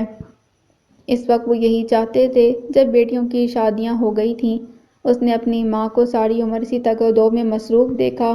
بیٹیوں کے کچھ نیا سیکھنے، کوئی شوق پورا کرنے، پہننے اوڑھنے، کہیں آنے جانے، سب کے پیچھے ایک ہی بات ہوتی کہ یہ سسرال میں کام آئے گا یا لڑکے والوں کو یہ پسند آئے گا۔ اس کی طلاق کے 2 ماہ بعد زید کی شادی ہوئی تھی اور چند ماہ بعد ہی فرح کی وفات بھی۔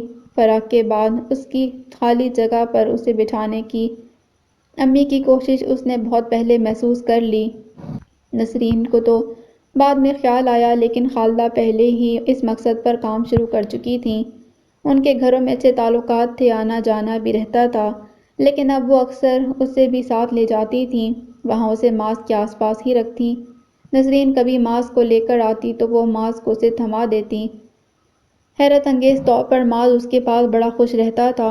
صرف امی نے ہی نہیں، اللہ نے بھی اس کے لیے یہ راہ آسان کرنے کی ٹھان لی۔ دوسرا، ماس کے ساتھ وقت بتاتے ہوئے اس کی نیت میں خلوص تھا۔ وہ یہ کسی مقصد کی وجہ سے نہیں کرتی تھی، اسے بچے سے ہمدردی تھی۔ یہ پیش رفت دادی کو پہلے سے زیادہ بے چین کر گئی۔ اب تو خاندان کا معاملہ تھا، ان کی اپنی سگی بہن کا گھر۔ انہوں نے دادو کو اپنی طرف سے سمجھایا بھی، مگر وہ یہ شادی نہ روک سکیں۔ اس نے بھی سوچ لیا تھا اس رشتے میں ساری قوت اور کوشش جھونک دے گی تاکہ وہاں سے نہ نکالی جائے۔ اس نے پچھلی غلطیوں سے سیکھا تھا اور اپنی کمزوری کو اعتماد کے پردے سے چھپا لیا۔ اب یہاں ہر کسی کو خوش رکھنا اسے مقصود تھا۔ اپنی مرضی، پسند ناپسند، تمنا طلب، وہ سب پسِ پش ڈال چکی تھی۔ ماس کو سب نے وہ ہتھیار بنا کر اس کے سامنے پیش کیا تھا جسے استعمال کر کے وہ اپنے قدم وہاں مضبوطی سے جما سکتی تھی، اور سچ بھی یہی تھا کہ ماس باقی سب کے دلوں تک پہنچنے والا پل تھا۔ شادی کے بعد اول ماس کے ساتھ اس کا رویہ انہی باتوں کے زیر اثر تھا، لیکن جلد ہی عورت کے اندر کی ازلی ممتا بیدار ہو کر اسے اس سوچ پر شرمندہ کر گئی، اور اس معصوم کو اس نے صدقے دل سے گلے لگا لیا۔ جو خود محروم رہا ہو، وہ کوشش کرتا ہے کسی دوسرے کو اس محرومی سے بچا کر اپنے اندر کا خلا پر کرنے کی۔ وہ بھی یہی کر رہی تھی، مگر اس کی ساری کوششوں اور ریاضتوں کے علاوہ یہاں بھی دادی کے وہم اور بے اعتباری اس کے ساتھ ساتھ تھے۔ انہوں نے یہی سوچ کر اس کے کمرے میں رکا چھوڑا تھا کہ ابتدا میں ہی زید اسے بدگمان اور مشکوک ہو جائے تو آگے شادماں کے لیے آسانیاں نہیں ہوں گی اور انہی میں الجھی رہے گی، اور زید زیادہ ہی سخت مزاج نکلا تو وہ پھر ماں باپ کے گھر لوٹ آئے گی۔ ان کی سوچ بس اسی نکتے کے گرد گھومتی تھی، اور ان کے بیٹے کا سچ دنیا کے سامنے نہیں آئے گا، مگر انسانوں کے منصوبوں اور مقدر کے اندراجات میں بھی کبھی بنی ہے بھلا؟ جو اس نے مان لیا تھا کہ اسے قبر میں اپنے ساتھ لے جانا ہوگا، وہ سب اسے سنا کر وہ زندگی میں پہلی بار ہلکی ہوئی تھی۔ ایک اندیکھا بوجھ جس کے تلے وہ بڑی مشکلوں سے سانس لیتی تھی، اب سرک گیا تھا۔ اس کی سانسیں برسوں بعد بحال ہوئی تھیں۔ وہ اب بھی چاہتی تھی کہ زید کسی سے کچھ نہ کہے، حتیٰ کہ آئندہ دادی سے بھی اس موضوع پر بات نہ کرے، لیکن زید اس متعلق معاملے کو ختم کرنا چاہتا تھا بنا کسی اور کو خبر کیے۔ وہ سوچ چکی تھی، مگر زید جاگ رہا تھا۔ بہت دیر تک سوچنے کے بعد وہ کسی نتیجے پر پہنچ پایا تھا۔ اگلے دن وہ طاہر علی کے پاس موجود تھا۔ اس سے یہ سب سن کر وہ سکتے میں تھے۔ انہیں علم تھا، نہ اس بارے میں کوئی بھی گمان کہ انہیں تھپڑ مارتے اس نے دیکھ لیا تھا، اور ان کی ماں نے اس کے بعد کیا کیا ہے۔ ندامت اور ملال سے وہ داماد سے آنکھیں نہیں ملا پا رہے تھے۔ تایا جان اب یہ سوچیں کہ کیسے دادی کا وہم ختم ہوتا کہ وہ شادماں کی طرف سے بے فکر ہو جائیں، اسے پریشان نہ کریں۔ ان کی طبیعت دیکھتے ہم ڈائریکٹ ان سے کچھ نہیں کہہ سکتے۔ تم فکر نہ کرو بیٹا، اب یہ میرا مسئلہ ہے، بلکہ یہ ہمیشہ سے میرا مسئلہ تھا، میں اسے ختم کر دوں گا۔ اور پھر طاہر علی نے وہ کیا جو انہیں اسی وقت کرنا چاہیے تھا جب شاداب کی موت واقع ہوئی۔ اگر وہ سچائی اسی وقت بتا دیتے تو آگے اتنا کچھ نہیں ہوتا۔ وہ اس وقت شرمندہ تھے، دنیا کا سامنا کرنے کی ہمت نہیں تھی، انہیں پچھتاوا تھا۔ انہوں نے اس کے بعد سے غصہ چھوڑ دیا، وہ بدل گئے، اللہ کے حضور روز گڑ گڑا کر معافی طلب کرتے تھے۔ بیٹے کے لیے ہر پل دعا گو تھے، لیکن آج انہوں نے جانا یہ کافی نہیں تھا، اور پھر وہ کیا جو ضروری تھا۔ انہوں نے اپنی بیوی بچوں کو اکٹھا کیا، شاداب کی موت کی سچائی بتا دی، ساتھ ہی ان کی ماں کا خوف، وہم اور ان کا شادماں کے ساتھ رویہ بھی، اور پھر ہاتھ جوڑ کر سب سے معافی طلب کی۔ دیر تو بہت ہو چکی تھی، مگر سننے والوں کے لیے گویا یہ آج کی بات تھی۔ سب کا رد عمل مختلف تھا۔ شاداب کی موت پر تو سب اب صابر تھے، اور طاہر علی کا قصور ان سب کے نزدیک کے بعد چھپانا تھا، وہ جو اپنے غصے کی سزا ایک عمر سے بھگت رہے تھے۔ اس کے بعد کسی نے اس تعلق سے انہیں نہیں کچھ کہا۔ خالدہ کے پاس بھی اپنی بے توجہی اور بے خبری کے پچھتاوے تھے۔ ہمارے یہاں بیٹیاں پیدا ہوتے ہی اکثر ماں باپ کا نصب العین، ان کی زندگی کا مقصد بیٹی کی شادی ہوتا ہے۔ بچپن سے اس کا مزاج، پہننا اوڑھنا، اٹھنا بیٹھنا، تعلیم و تربیت، ہنسی مذاق، ہر بڑی چھوٹی بات، سب کچھ اسی تناظر میں دیکھا جاتا ہے، اسی واسطے سکھایا جاتا ہے، اس کے مطابق طے کیا جاتا کہ لڑکے والے کو یہ پسند آئے کہ وہ مانیں گے یا نہیں۔ باپ پائی پائی جوڑنا شروع کرتا ہے کہ اس قابل جہیز کا انتظام کرنے لائق ہو سکے جو معقول رشتوں کے لیے مقناطیس کا کام کرے۔ اکثر گھرانوں میں بیٹی کے مستقبل کے لیے تیاریاں کرتے ہوئے والدین جو چیز سب سے زیادہ نظر انداز کرتے ہیں وہ بیٹیاں ہیں۔ ان دونوں نے بھی یہی کیا تھا۔ 4 بیٹیوں کی شادی اور پھر شادی کے بعد کے جھمیلوں کے آگے انہیں کچھ دکھائی دیتا تھا نہ سوچتا تھا۔ طاہر علی اس کے بعد ماں کے پاس ہسپتال گئے، انہیں بھی خبر کی کہ شاداب کو تھپڑ مارنے اور دیوار سے ٹکرانے والی بات سب کو کہہ چکے ہیں۔ اللہ تو غفور الرحیم ہے، انہیں معاف کر دے گا، لیکن اس کے بندوں سے اس دنیا میں معافی بھی ضروری تھی۔ وہ بھی عمر کے آخری پڑاؤ میں داخل ہو چکے تھے، جہاں توفیق ملے تو آخرت کی فکر ناممکن لگنے والے کام بھی کروا لیتی ہے۔ انہیں یہی طریقہ مناسب لگا جس سے ماں کا ڈر اور وہم ختم ہو سکتا تھا۔ شادماں دنیا کو بتا نہ دے، ان کا یہ خوف انہوں نے خود ہی سب کو بتا کر ختم کر دیا۔ جس کے ہونے کے وہم انہیں ستاتے تھے وہ ہو چکا تھا، اور کوئی قیامت نہیں آئی تھی۔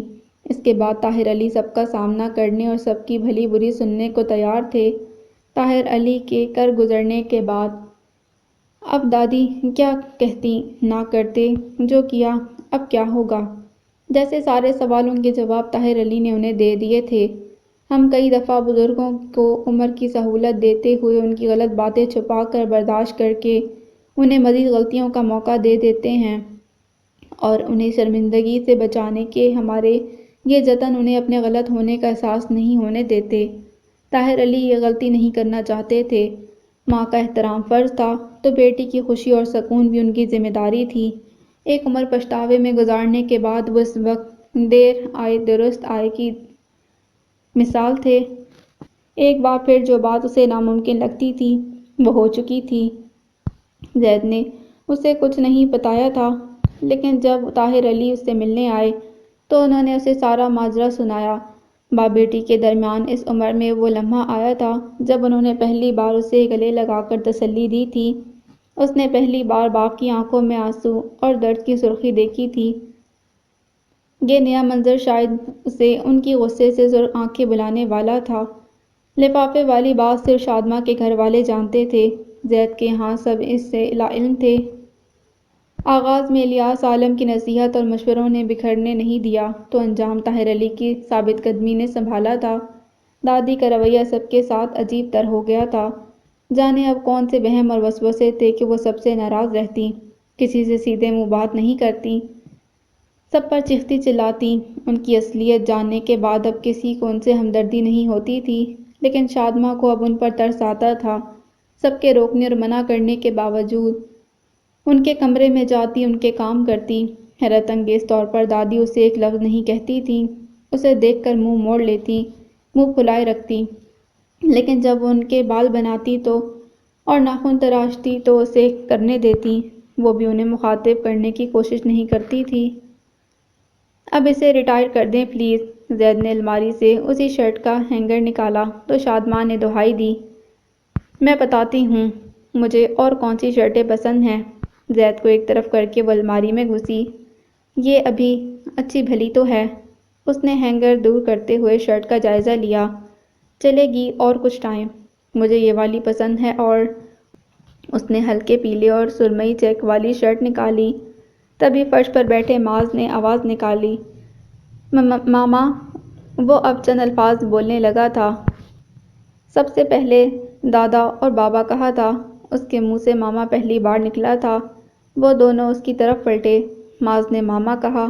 اس نے مسرت اور حیرت سے زید سے پوچھا۔ اس نے مسکرا کر سر ہلایا۔ اسی وقت پھر معاذ نے پکارا، ماما۔ اس نے شرٹ کندھے پر ڈالی اور دوڑ کر اسے اٹھا کر دھڑا دھڑ چومنا شروع کر دیا۔ او میرا سونا۔ ماں بیٹے کی باتیں اور لاڈ شروع تھے کہ نسرین اندر آئیں۔ لاؤ میں اسے نہلا کر تیار کر دیتی ہوں، تم اپنی تیاری کرو۔ وہ تینوں سمیہ کے یہاں مدعو تھے۔ اس نے ابھی ابھی ماما کہا چاچی۔ اس نے پورے جوش سے انہیں اطلاع دی۔ ماشاءاللہ، آج نہیں تو کل کہنا ہی تھا۔ اس نے اپنی ماں کو ماما، انہوں نے اسے گود میں لیتے ہوئے کہا۔ ان کے لہجے میں بہو کے لیے پیار تھا۔ اسٹرابیری کھائی کم اور کپڑے زیادہ رنگے ہیں کیوں؟ دروازے سے نکلتے ہوئے وہ معاذ سے مخاطب تھیں۔ تبھی اس نے چونک کر کندھے پر پڑی شرٹ کو دیکھا۔ معاذ کے ہاتھ کی اسٹرابیری شرٹ سے چپکی تھی۔ اب نہیں کہو گی، میری ہی نظر لگ جاتی ہے۔ اس کی تعصب بھری مری سی آواز نکلی، آپ کی آنے والی کتاب سے کوئی ٹوٹکا نکالیں اور اسے صاف کر دیں۔ اس نے شرٹ ہاتھ میں لے کر سرخ داغ دیکھا۔ کون سی شرٹ تمہیں پسند ہے؟ زید نے اس کے ہاتھ سے شرٹ لے لی۔ جیسی بات کر کے ان چھوٹی موٹی بے جان چیزوں کو اہمیت دینے کی بجائے وہ کہو جس کے بعد میرے دل کے داغ دور ہو جائیں۔ آپ کے دل کے کون سے داغ ہیں؟ حسرتوں کے داغ، اس نے آہ بھرتے ہوئے کہا۔ کہنے کی کیا بات ہے؟ آپ کیا شاید سب ہی جانتے ہیں۔ مجھے تم سے سننا ہے۔ وہ ایک اور قدم آگے آ کر بالکل پاس آیا۔ چند لمحے اسے دیکھنے کے بعد شادماں نے محض کہنے پر اکتفا نہیں کیا اور اگلے ہی پل زید جیب سے فون نکال کر کسی کو کال کرنے لگا۔ یہ کیا کر رہے ہیں؟ سمیہ کی دعوت کینسل کر رہا ہوں۔ شادماں زور سے ہنس دی، پھر اس کے ہاتھ سے فون لے لیا۔ ہم دعوت میں جا رہے ہیں اور آپ بچ نہیں سکتے۔ آپ کے دل کا اگلا داغ اس وقت دور ہوگا جب شرٹ سے اسٹرابیری کا داغ نکلے گا۔ اس کے انداز میں شاہانہ بے نیازی تھی۔ یہ بات ہے، ابھی لو۔ وہ پھرتی سے غسل خانے کی سمت دوڑا۔ یہ اتنی آسانی سے نکلنے والا نہیں۔ اس نے پیچھے سے ہانک لگائی۔ زید نے کوئی جواب نہیں دیا اور شادماں مسکراتے اپنے کپڑے نکالنے لگی۔ اسے علم نہیں تھا واش بیسن کے نیچے والی کیبنٹ میں زید نے کون کون سے کیمیکل اور محلول جمع کر رکھے تھے۔ کچھ دیر بعد وہ فاتحانہ انداز میں شرٹ لہراتا باہر آیا۔ لے جی، بے داغ شرٹ۔ کیسے؟ وہ آنکھیں پھاڑ کر شرٹ اور اسے دیکھنے لگی۔ بس تم نے جو لالچ دیا اس کا اثر ہے، زید نے دائیں آنکھ دبا کر شرارت سے کہا۔ مجھے دادو آواز دے رہی ہیں۔ وہ دروازے کی طرف بڑھی اور زید اس کی طرف۔ The end. So this was the end of دشت الجھن کا ستارہ۔ امید کرتی ہوں یہ کہانی آپ کو پسند آئی ہوگی۔ اگر آپ کو یہ کہانی پسند آئی ہے تو پلیز میرے چینل کو سبسکرائب کریں، ویڈیو کو لائک کریں، کمنٹ میں ضرور لکھ کر بتائیں۔ ملتے ہیں نئی کہانی کے ساتھ۔ اللہ حافظ۔